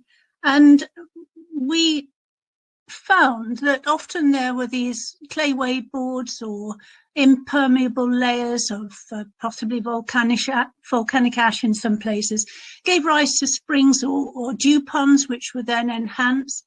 And in this place, this particular case, this is at Pillsbury. We love this one because with least effort, you've got 4 parcels of land being watered. So this was a Cistercian Grange of Merivale Abbey. And then a small dew pond here at Biggin Grange near Hartington. And again, artificially enhanced, possibly puddled. And such saucer-shaped hollows are found all over the uplands, and some still in use, as here. Then we thought, well, what do we still see? What can we see any buildings here? No, not a lot, really. Very little to see. Possibly the best we do is reuse stone.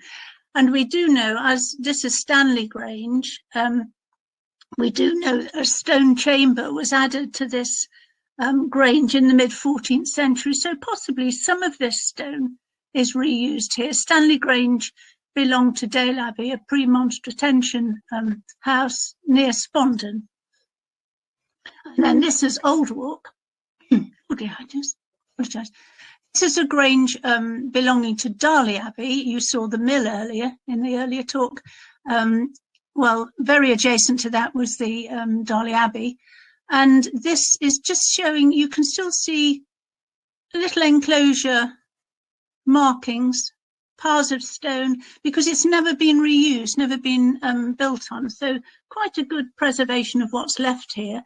It was called the Grange of the Seven Wells in 1293. And just up here, there's a lovely spring line. There are about 7 wells still, you can make that out. And it's the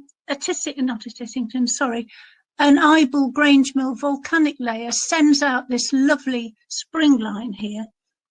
And also an oratory and a burial ground are documented here. And there is evidence of fish ponds. Now, those of you who were here yesterday, we were talking about fish ponds and probably things like perch, roach, bream. I'm not sure about sticklebacks, but there we go. We haven't looked into that. And then we also noticed much evidence of corners of fields being used in a very economical way to manage the sheep in some way. Now, sheepfolds are noted on a lot of the maps still. The early edition maps we looked at around 1890, 1900, something. Oh, you can see a lovely dew pond there, by the way. And this is Pillsbury. This is Royston, Grange near Balladon. This is the remains of a 2-cell sheep fold. This area has been extensively excavated and researched by Richard Hodges. And in his book, Wall to Wall History, it's very clear to see how these walls can date, not particularly the sheepfold, but his walls are dating what happened in that lovely dry valley from prehistory right to medieval times. There's a present later Royston Grange farm still there, and it is a lovely walk through. And there is an archaeological trail there, which is well worth visiting. The Grange was eventually, it was originally sited there because it was the only spring in a dry valley, and then it seems rather ironic that it was flooded out by the 13th century flooding. Now then, this is Abbey Grange near Tideswell, sitting at about 1,000 acres, 1,000 feet, growing arable crops on about 6 acres in 1200s. Everywhere had to sustain themselves for the bread and ale of the monks. And so even in such a windswept exposed spot, that's what it was doing. It belonged to the Cistercian Abbey of Herford, and it had extensive common of pasture, as happened extensively on the adjacent moorland. Now these sheep, I don't think ancestors of, but there we go. This is Griff Grange near Hopton. Viator follows my arrow along here down in a very deep cut valley, with Cromford this end and Grangemill that end. This belonged to Dale Abbey, and like many granges, it was leased out quite early. In this case, it was in the late 15th century it was leased out to Ralph Gell of Hopton Hall. He had a vast sheep walk, and he had his own sheep here, and he also took on responsibility for the abbot's sheep. And in fact, every year he had to drive around 600 to Dale to be clipped. So imagine that sight. This is Ivanbrook Grange, near Winster. Winster's that way, Grangemill's that way, Cromford's this way, and I'm looking from sort of Eyble. This was established near another really consistent, important spring called Shothouse Spring, which is off to the right of the slide up here. That was also on this volcanic layer, and it just gushes out. I've never known it not gush out. It's used for washing lorries actually quite a lot. It's really good. Anyway, this was a Cistercian Grange belonging to Buildwas Abbey in Shropshire. Again, a long way to come, but the Cistercians were the dominant wool producers. They had these vast flocks, and they graded their fleeces, so they fetched premium prices. They took a lot of care, and they exported across to the continent, as did quite a few. Fleeces did get onto the continent, particularly from the Cistercians, and in fact Buildwas, which these fleeces went to, had its own ocean-going vessels, which seems amazing, and they traded with their peak over to the continent in the 13th and early 14th century. This slide also noticed something else we noticed as we trudged around. There were walls which formed funnels, channeling stock, and this happened a lot. This one's channeling sheep to and from Bonsall and Eyble moors, probably as many as 1,000 according to documents we've found. And this also shows a flat area, possibly again like we've just seen at Abbey, for growing the corn for the bread and ale. Now this woodland here at Early Grange, also a Cistercian Grange at Brampton near Chesterfield, a Grange of Louth Abbey in Lincolnshire. As well as being expert sheep farmers, the Cistercians were really skilled in charcoal burning and iron smelting, and they were gifted loads of woodland here and there for the woodland here was also allied to the gritstone. There were coal measures, ironstone, and so there are many records of grants of woodland, in addition to grants of forges and charcoal hearths. A lot of woodland still in that area. We also noted, as we investigated, how granges tended to be sited near to good pre-existing communications, as here, the street, the A515, following roughly that way to Buxton, down to Derby eventually. And you can see from this sketch of Clive Hart how many granges must have made use of that. And these are some of the lands, as I was saying, they belong to religious houses, quite substantial, but they never established a grange as far as we can tell. Now this is the Chariot Way, some of you may know, goes almost from Eyeball area heading to Hope. It's part of the Saxon Portway from Nottingham to Hope.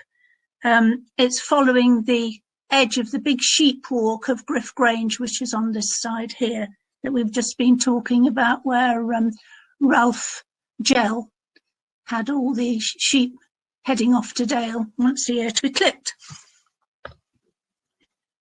This is Harewood Grange, belonging to Beechief Abbey. We've considered granges of Beechief Abbey, no longer in Derbyshire, but they were, and so we have considered those. And this is an example of a grange tucked into the corner of a parish, and that seems to be quite a pattern too, a little hern or a corner. In this case, it was gifted by the Lord of Beeley. Now, when we were field walking and trying to decide the extent of the Grange land, deciding on where the boundaries were, we considered obviously field boundaries, and here you can see these dislocated boundaries against here. We also considered the curve, which was an economic way of bounding land, parish boundaries and other natural features, because there weren't often any actual bounds. Now, there were in this case, difficult to follow, but there were bounds given for this place. And then this is how you see it in the landscape today. This is Harewood Grange, still recognised as an improved plot with its boundary wall within the moorland. Things like that really hit you, don't they, when you're going round. Here and there we came across really ancient walls with these huge orthostats in the bottom, rather like the ones Richard Hodges documented over at Royston. This is at Pillsbury, in fact.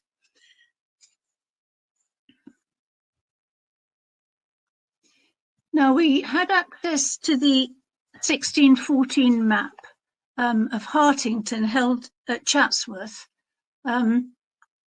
showing Cronkston, which is near Hartington, with its curving wall here.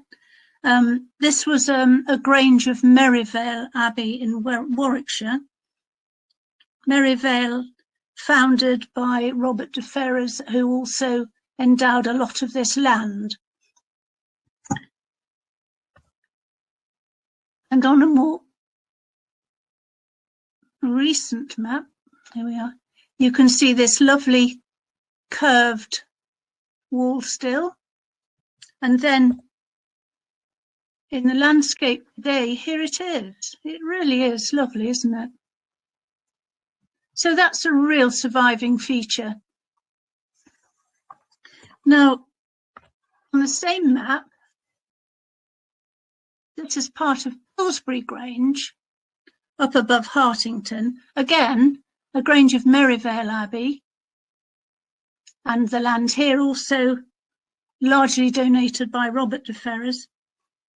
You can see this lovely curve. But today here, all we see is the ghost of the boundary. But it is there. It is there. Right, having had a little bit of an overview of various common features we noticed, I'd like to show you just a few granges in more detail.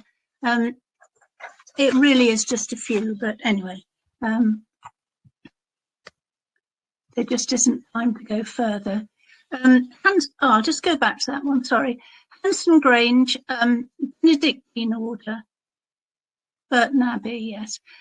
This is just about 5 miles north of Ashbourne. And you've got the A515 just over here.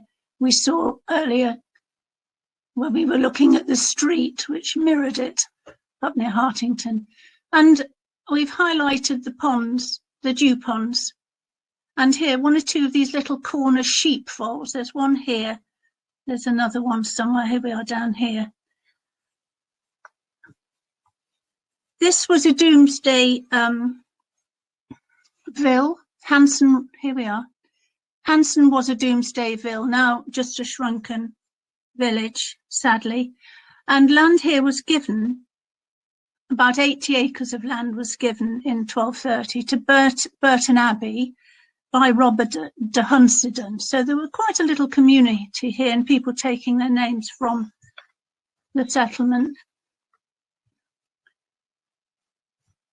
I'm sorry, I've skipped that again. I just meant to point out the funnel down here, down Nabsdale to the River Dove. Here's the River Dove as a watering place.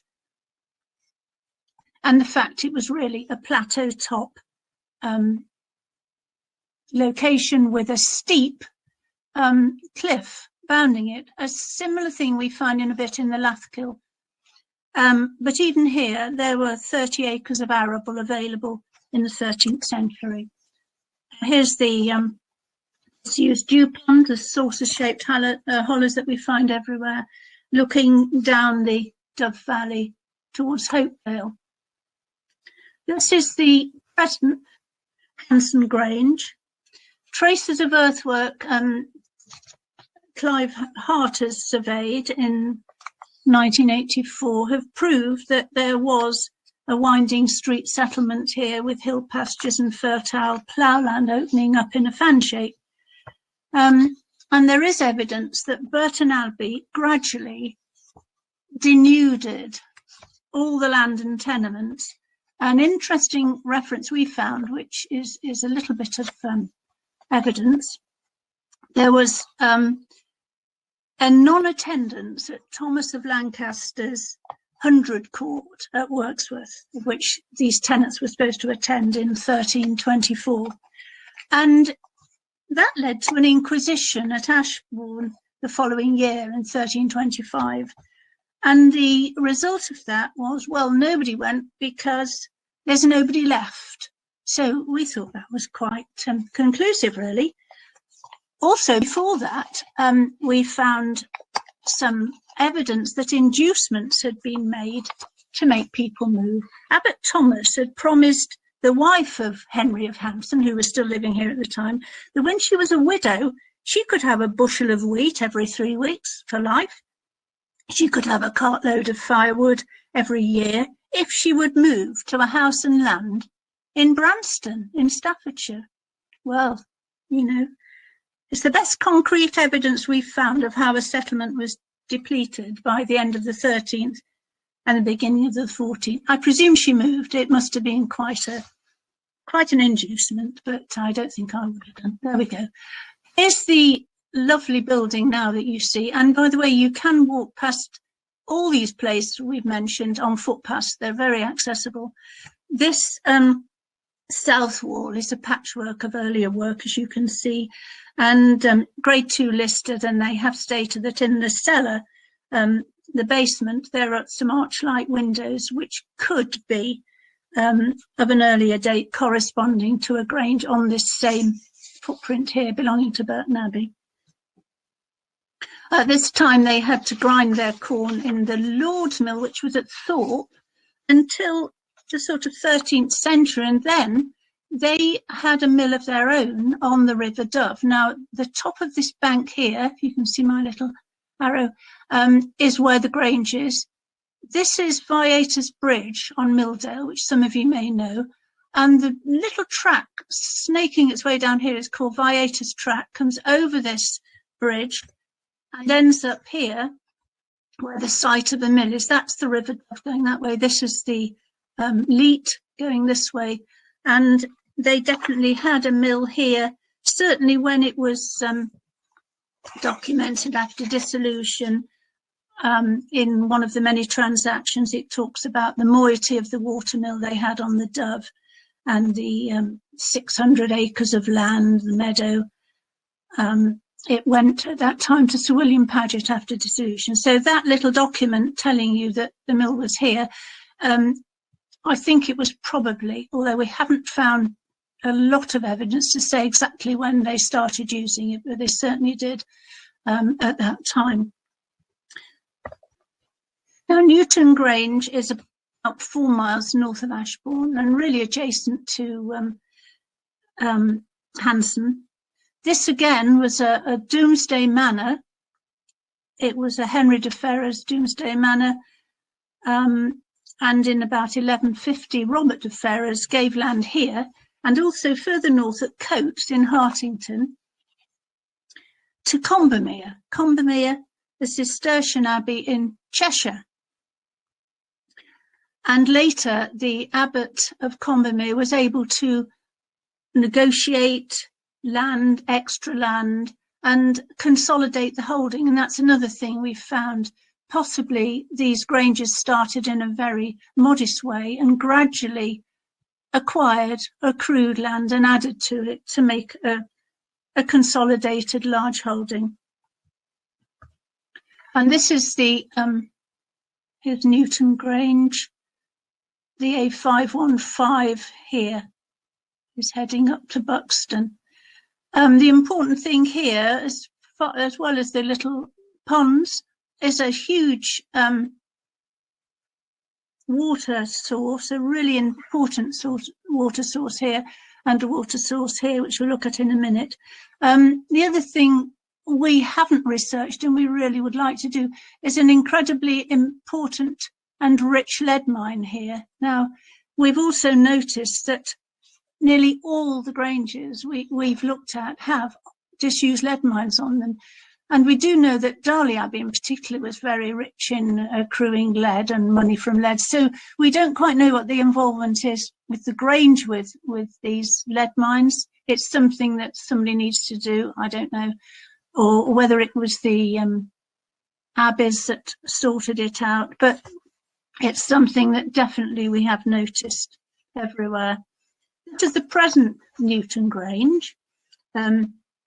And just a little interesting aside here, we found that Combermere must have been getting into financial difficulties in the 14th century. Coming from quite a different source, we found that there was a pardon in 1391 to the Vicar of Ashbourne, who'd stolen cheese to the value of 20 shillings from the Abbot of Burton in his house of Newton Grange. So it appears that he was in control here at that time. And interestingly, they were also leasing Coatesfield, which was a Combermere Grange further north, for 28 years to discharge some debts they had of £800. So it really seems as if Combermere came to a low ebb. And that was also a pattern of when leasing started that we've noticed. But it did regain control by the end of the 15th century. And then this is the most impressive spring-fed natural pond we've found anywhere. This is based on the Tissington volcanic rock, but it's so cleverly engineered. It's cleverly engineered to water 5 different parcels of land. And it's also, the stone divisions end, and it's just constrained to stop by the sheer depth of the water as it reaches there. So it's wonderful little, we think that's lovely. Yeah, really nice. Meadow Place Grange, getting over towards Bakewell, a Cistercian Abbey of Leicester, Leicester Abbey, a Cistercian order.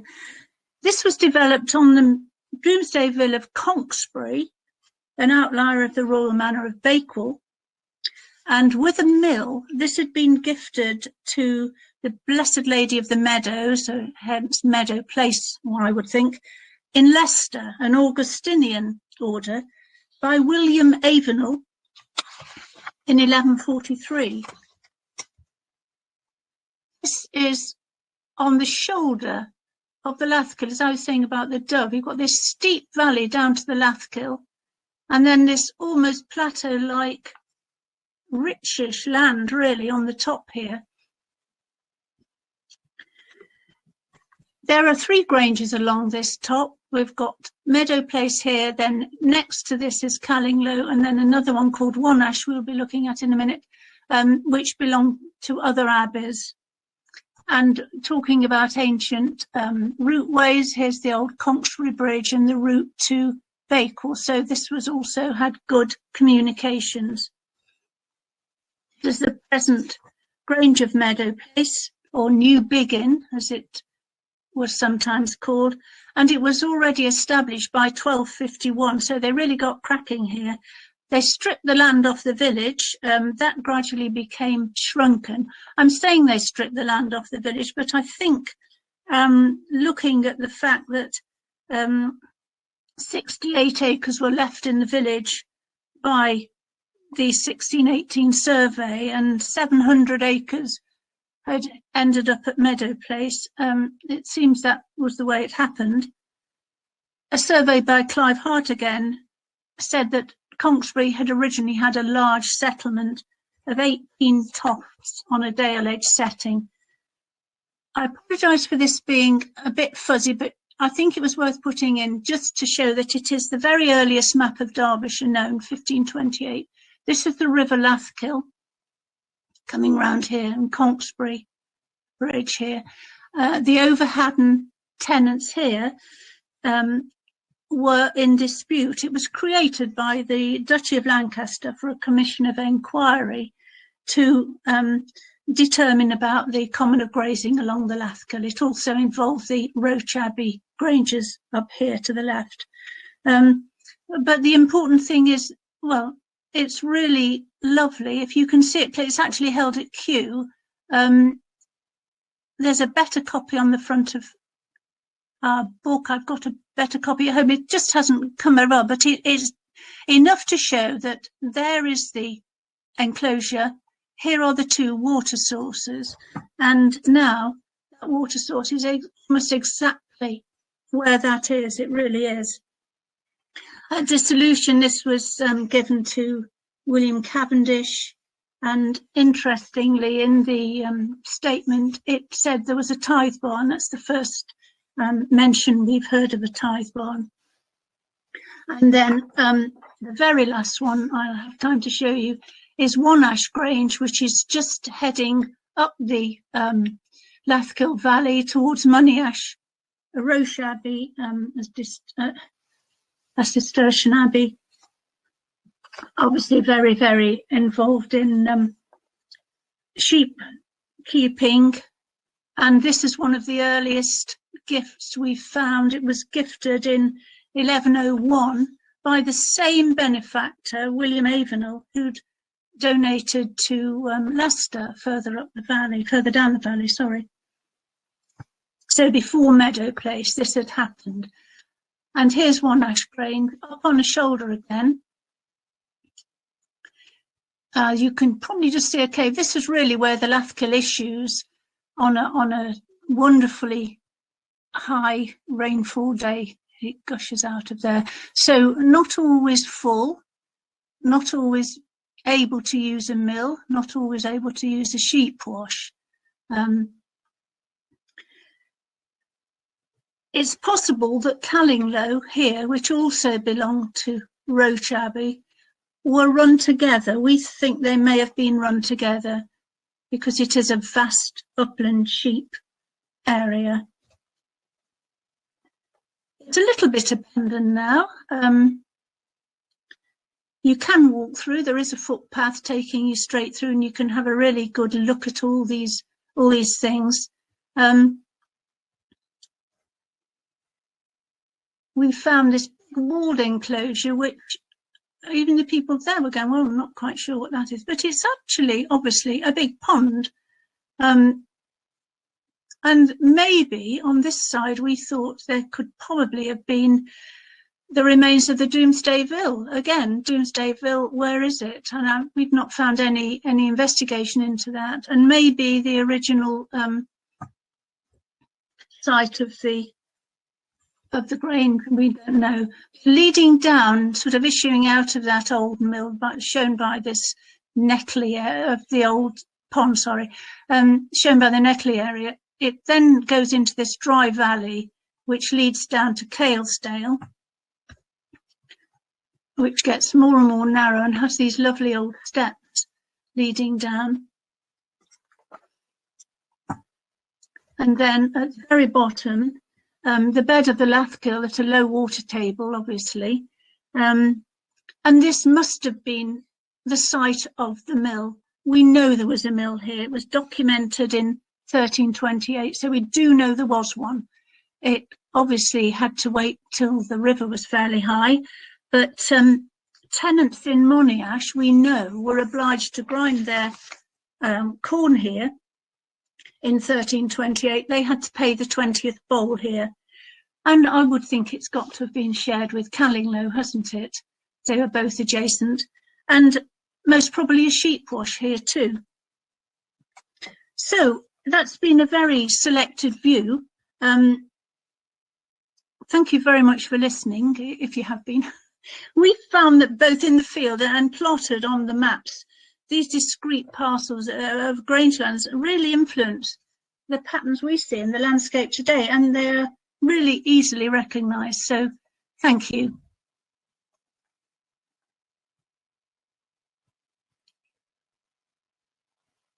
Sue, thank you very much. That was an amazing overview of monastic granges. I live in the White Peak myself, and it's wonderful how the sort of layers of history are embedded into the stone walled landscape. I had the dubious pleasure of doing a public inquiry at Griff Grange a few years ago, but the good thing about that was doing a lot of research into the landscape and how you could still pick out the boundaries of the medieval grange and the sheep walks along the later enclosed fields. It's all still there. It is, isn't it? Yeah.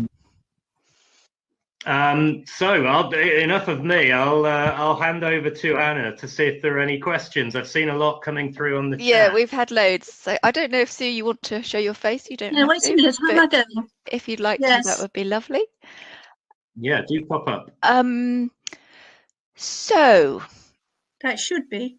Well, yeah, you're just arriving. We'll just wait for you. Thank you. We can see you nicely now. Great. Yes. I know there were plenty of other granges you could have told us about, but there wasn't time. But we've got loads of questions, so it's nice to spend a bit of time with those. I'll try and synthesize, and some of them you may have kind of answered as you went along. Someone was curious about how much land was contained within a grange's allocation. Well, initially, not really that much. On the one at Hanson that we've looked at, that ended up with 600 acres.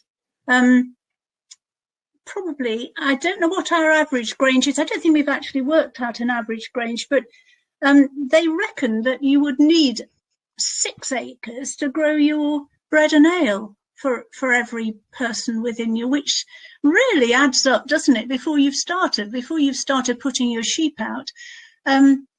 And then every grange we've looked at, as well as having its compact area, I think without fail, they had huge intercommoning. So they had massive outland, with in common with other granges. So all I can say is we've got our 600 acres at Hanson, and then I was just looking at the thing that Erin was telling us about Maidstone Field, and I mean there they had. What was I looking at here? They had 600 acres there. That was Merivale. up in the herbages at Chinley. So thank you. Well, that gives us a good idea, and it also partly answers the Yes. next question, which was, did the various orders and abbeys have to compete for land to establish their granges? But you've suggested that they perhaps shared some common areas between them. well, they shared the common areas. The Cistercians came a little bit later, and I think that's why they had the peripheries of, and they didn't have. I'm trying to think. Earlier people possibly were more into set manorial patterns, and the Cistercians never wanted to do that. They wanted their own little conversi, and they just set their own agenda, really, didn't they? Oh, I forgot what the It was question around was whether they sort of had to compete for the land to establish their granges, Well, really. Well, originally they didn't like to be within about a couple of leagues of the same house, or even between other houses. Eventually, I think it depended. I mean, the De Ferrers liked to give land to their Merivale, which they'd founded, so they didn't have to compete there, did they? The Hanson Grange people, who were given most of their land by Burton, there was also land given there to other Garendon Abbey, and in the case of Moldridge Grange, which I wasn't able to say, where Dunstable Abbey went, there was a big hoo-ha there. There was a competition there. Yes, sorry, I was thinking about that, because somebody called Adam de Harthill had given land originally there, and some to Trentham Abbey, to Garendon Abbey, and then when the Dunstable Priory came along and were almost by the tenant-in-chief, who was the De Ferrers, said, yes, I agree with that. There was a big falling out for about 30 years with Garendon Abbey, who really should have had that, because it was I think an under-tenant had originally said, yeah, you can have that, but that did cause a problem. Thank you. Yes. And there were quite a few questions around how the religious houses kind of came to acquire these lands, whether it was through endowments and why people would gift, and was it to do with sort of salvation of souls, that kind of thing? Yes, it was. Yes, it was. Yes, I think they thought, if I can do that, I'll be okay. And they seemed to give it and keep it on a lease for a little while. So maybe that was to see whether it was working or not. And then they seemed to give it, eventually, yes. And the other good thing, and there's one really good thing, I think why we see so many of these Grange lands kept intact. They had a dispensation not to pay tithes from about, the Cistercians did certainly, very early on. And then that meant their land, you can now see, that was one point, you can now see it on, if you're looking on tithe maps, you can often pick it out. But the other thing was, they had this thing where you didn't have fragmented, let's see, it was kept as a unit. You didn't have husbands, wives then saying, oh, William has this, George has this, and fragmenting the whole holding. They were kept as a really good compact unit, which survived the centuries, really, didn't it? Didn't have to be split up. So I think that's another point why we see so, such good evidence today, really. Did any of the granges belong to continental foundations? Well, originally, I mean, I'm trying to think, Tutbury was an alien one, wasn't it? That was Saint-Pierre-sur-Dive, I think, in Normandy, and that had land. Certainly that had land, but I didn't think it had a grange. So not that I know of. I know that had land, certainly in Derbyshire, and they were called alien priories, weren't they, that had these lands? But I don't think I know of another one like that. I can't think of one anyway. A question about the sheep pens that you showed at Royston Grange, and someone's curious to know exactly where they were, whether they're in the bottom of the valley or up at the top, more near Royston Rocks. The one I showed you was very near the bottom. That was but there's a lovely one it's quite well preserved there, actually, and there's a lovely one because it's this lovely it's the same magnesium limestone that you get up above where you were surveying, Steve, and it seems to hold up better. I don't know, but that lovely 2-bayed sheep pen is gorgeous. Lovely, thank yeah. you. So what happened to granges at the dissolution of the abbeys? Were they sold off, or did they escape, given their importance for wool? No, they didn't. They didn't escape.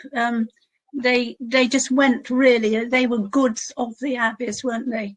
They were all bound into the worth, the value, and people, a lot of lead smelters, so Chevrils and Poutrels and people like that tended to get them. The Shrewsburys had a huge amount of the Grangers. Really wealthy, influential families seemed to, the Poles, Chandos Poles, people like that. But an awful lot, that's really why I think there must be an awful lot more to discover about the influence of lead, because a lot of lead smelters did have, Babingtons, it's another one, they seem to home in on these, so there must have been more to it than sheep, I think. Thank you. There's an observation about the water. I particularly like your images of those field parcels where clever walling sort of arrangements, very beautiful. Those are lovely, yes. But I think John has said that quite likely some of the dew ponds might be later, actually. So we've got a lot of dew ponds in the limestone landscape, and many of those are more likely post-medieval in date, but those natural meres and those natural collects of water be very, very important for the granges.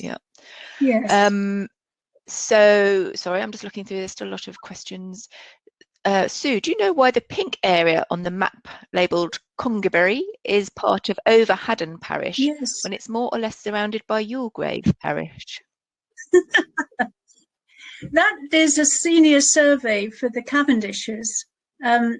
So that would be his land, I think. That would be just his land. We've been able to pick up on one or two of his surveys. That's what I'm saying. He took over Meadow Place, you see, a dissolution. So that was showing the old part of why it's in pink. No, I don't know why it's not part of that parish, but it's part of his land. Thank you. You mentioned at the beginning there were 4 granges that you hadn't been able to connect to an abbey. Could you tell us? There you go, I'll put you on the spot. Can you remember which ones they are? Or is it all in the book? Well, no. Yes, it is. It's all in the book. Oh, and I should say that at the back, talking about all these outlying religious houses, Brian Rich, who's really good on routeways and that sort of thing, he's done a big appendix in the book of how they would have got here, how they would have got on ferries, bridges, what would have been available at the time, all that sort of thing. Yes, I was giving a talk somewhere and there was a Mr. Needham, and I was saying, oh, and there was Needham Grange, but we really can't tell any affiliation for it. And he was going, oh, I'm so glad you said that. People are saying it belonged to so-and-so. And he said, and I can't either. And I've been there and my ancestors were there. And I think it's named after me. I thought, well, it may well be, you know, and there's Frydon Grange. There's the 2 Gotham Granges. There's quite a lot. There's Cowden Grange near, there's Smerrill Grange. Oh, that's the other thing. Smerrill Grange, we can get maps. We've got one map from Beaver. We've found people have been really good at giving it, but we found it very difficult to get into any Haddon or Beaver stuff. We suspect Smerrill Grange may have been something to do with them, because the earliest map we've got is 17 something, and it is from them, and it's got Smerrill Grange on. Access to archives can be variable, especially private archives. People are asking about where they can get your book. I don't know if you want to do a plug for where it's available. You can get it. Well, it's available. The lovely bookshop at Briello Bar. That's what it's called. Yes. It's available sort of Waterstones and anywhere like that. Or your local bookshops. Order it from your local bookshop. Yes. Scarden has it. Yes. How are we doing? We've got time. I think I'll squeeze another one in. Oh, someone's just said, could you say something about the ice house and grade 2 pigsties at One Ash Grange, please? Well, according to Clive Hart, the pigsties are not as old as people would have you believe. I don't know any more than that, because having said that, we discounted them really. And the ice house, it's got a little Madonna in it, hasn't it? Whoever's asking the question. I know no more than that about it, except it's very interesting, and the footpath goes right by it, so you can say a prayer, have a ponder, and you know, I don't know any more about it. I don't know whether they. I just get from Clive that he thought that was later, that those features were later than the period we're talking about. And someone has asked, do you think Abbott's Grove at Earl Sterndale is associated with Herdlow or Needham Grange a mile away? We have looked at that actually. And there's also the one near Daldale. There's a grange there. It's escaped me now. On the way down to Daldale, there's a lovely grange there. And we've tried to, that's another one we've tried to find out more about. And I know a friend of mine saying, what about Ticknall Grange? And we've just not been able to find enough continuation, you know, stuff about it. And a good place to look for these was actually at the Reformation, because dissolution, because that really told you what everybody had.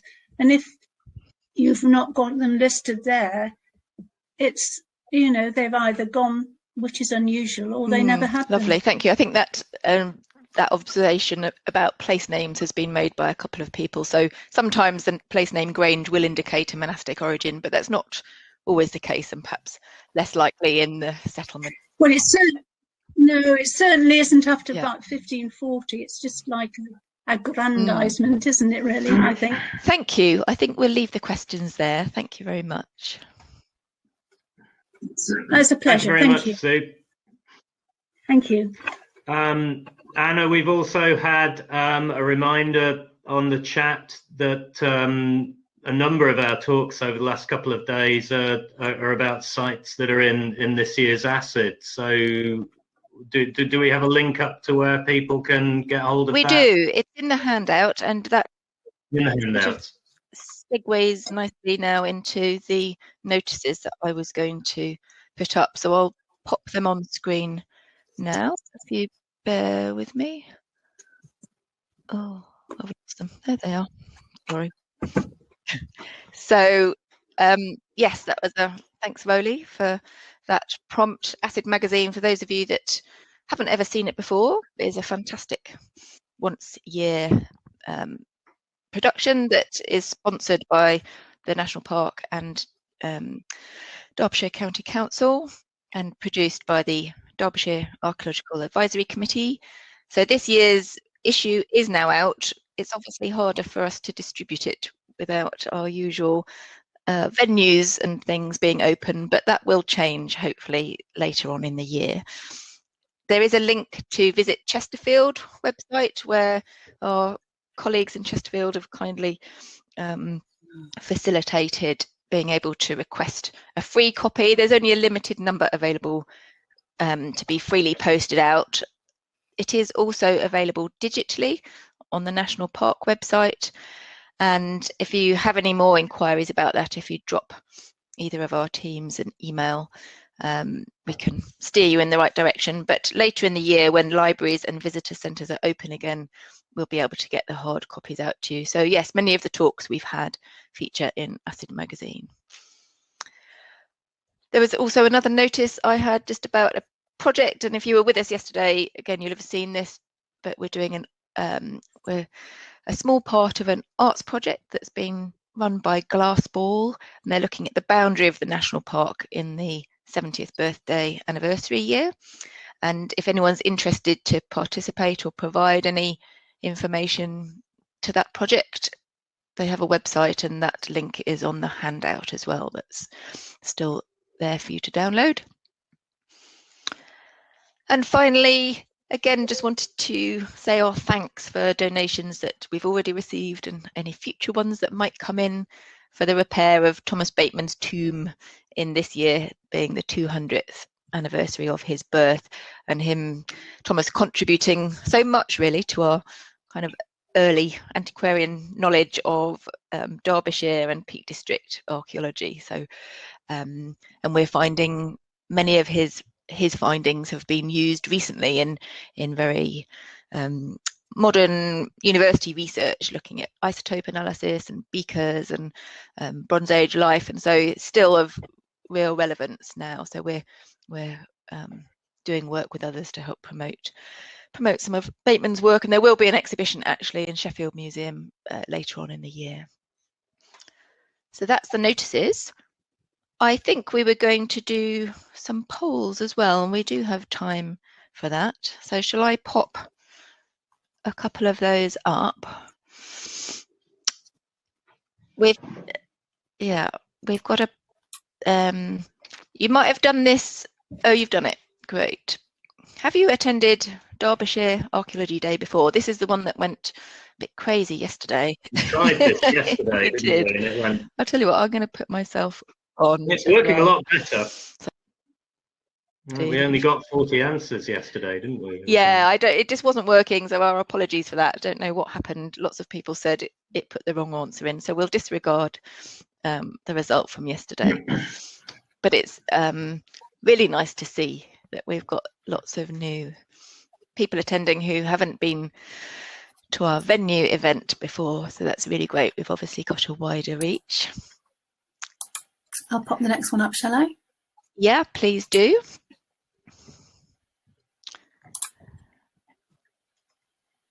So this is a question: how do you rate your experience of this digital format for Archaeology Day?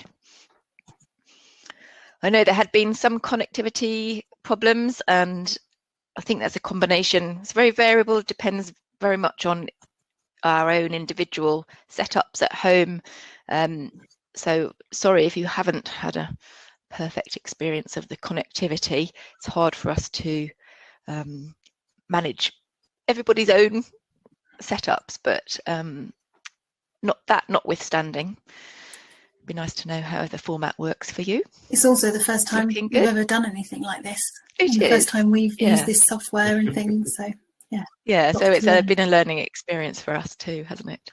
So we're very grateful for all our speakers and contributors for also launching into this, and the first time that most of the speakers will have presented in this format as well.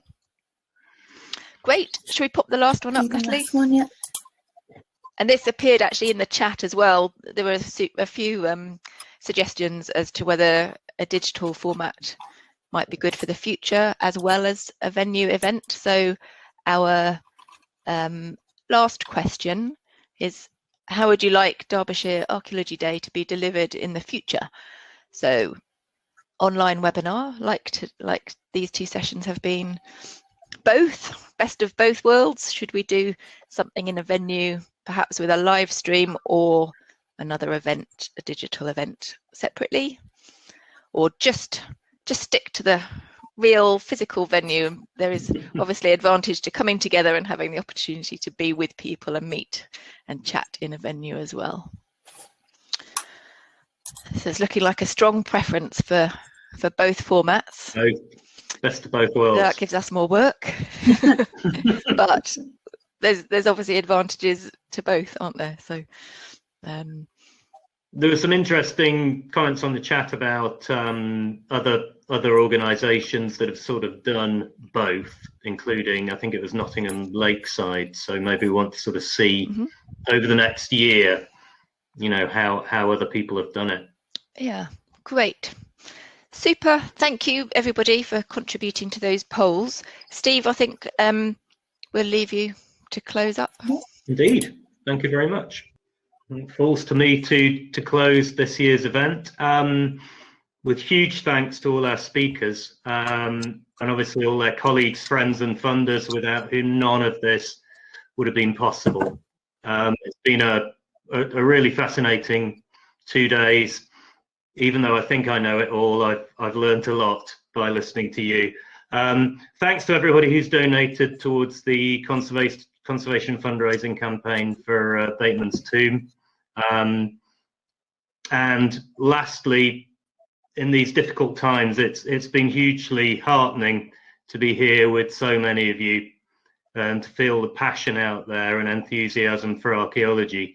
I think one of the good news stories during lockdowns 1, 2 and 3 has been how people have connected and reconnected with the heritage in their local patch. We've certainly had plenty of people making new discoveries, new archaeology, and we've been putting them on the HER throughout this time. So keep it up. Massive thanks for all your support. Thanks to being here and sharing this event with us over the last couple of days. Stay safe, and we look forward to welcoming you back next year in some format.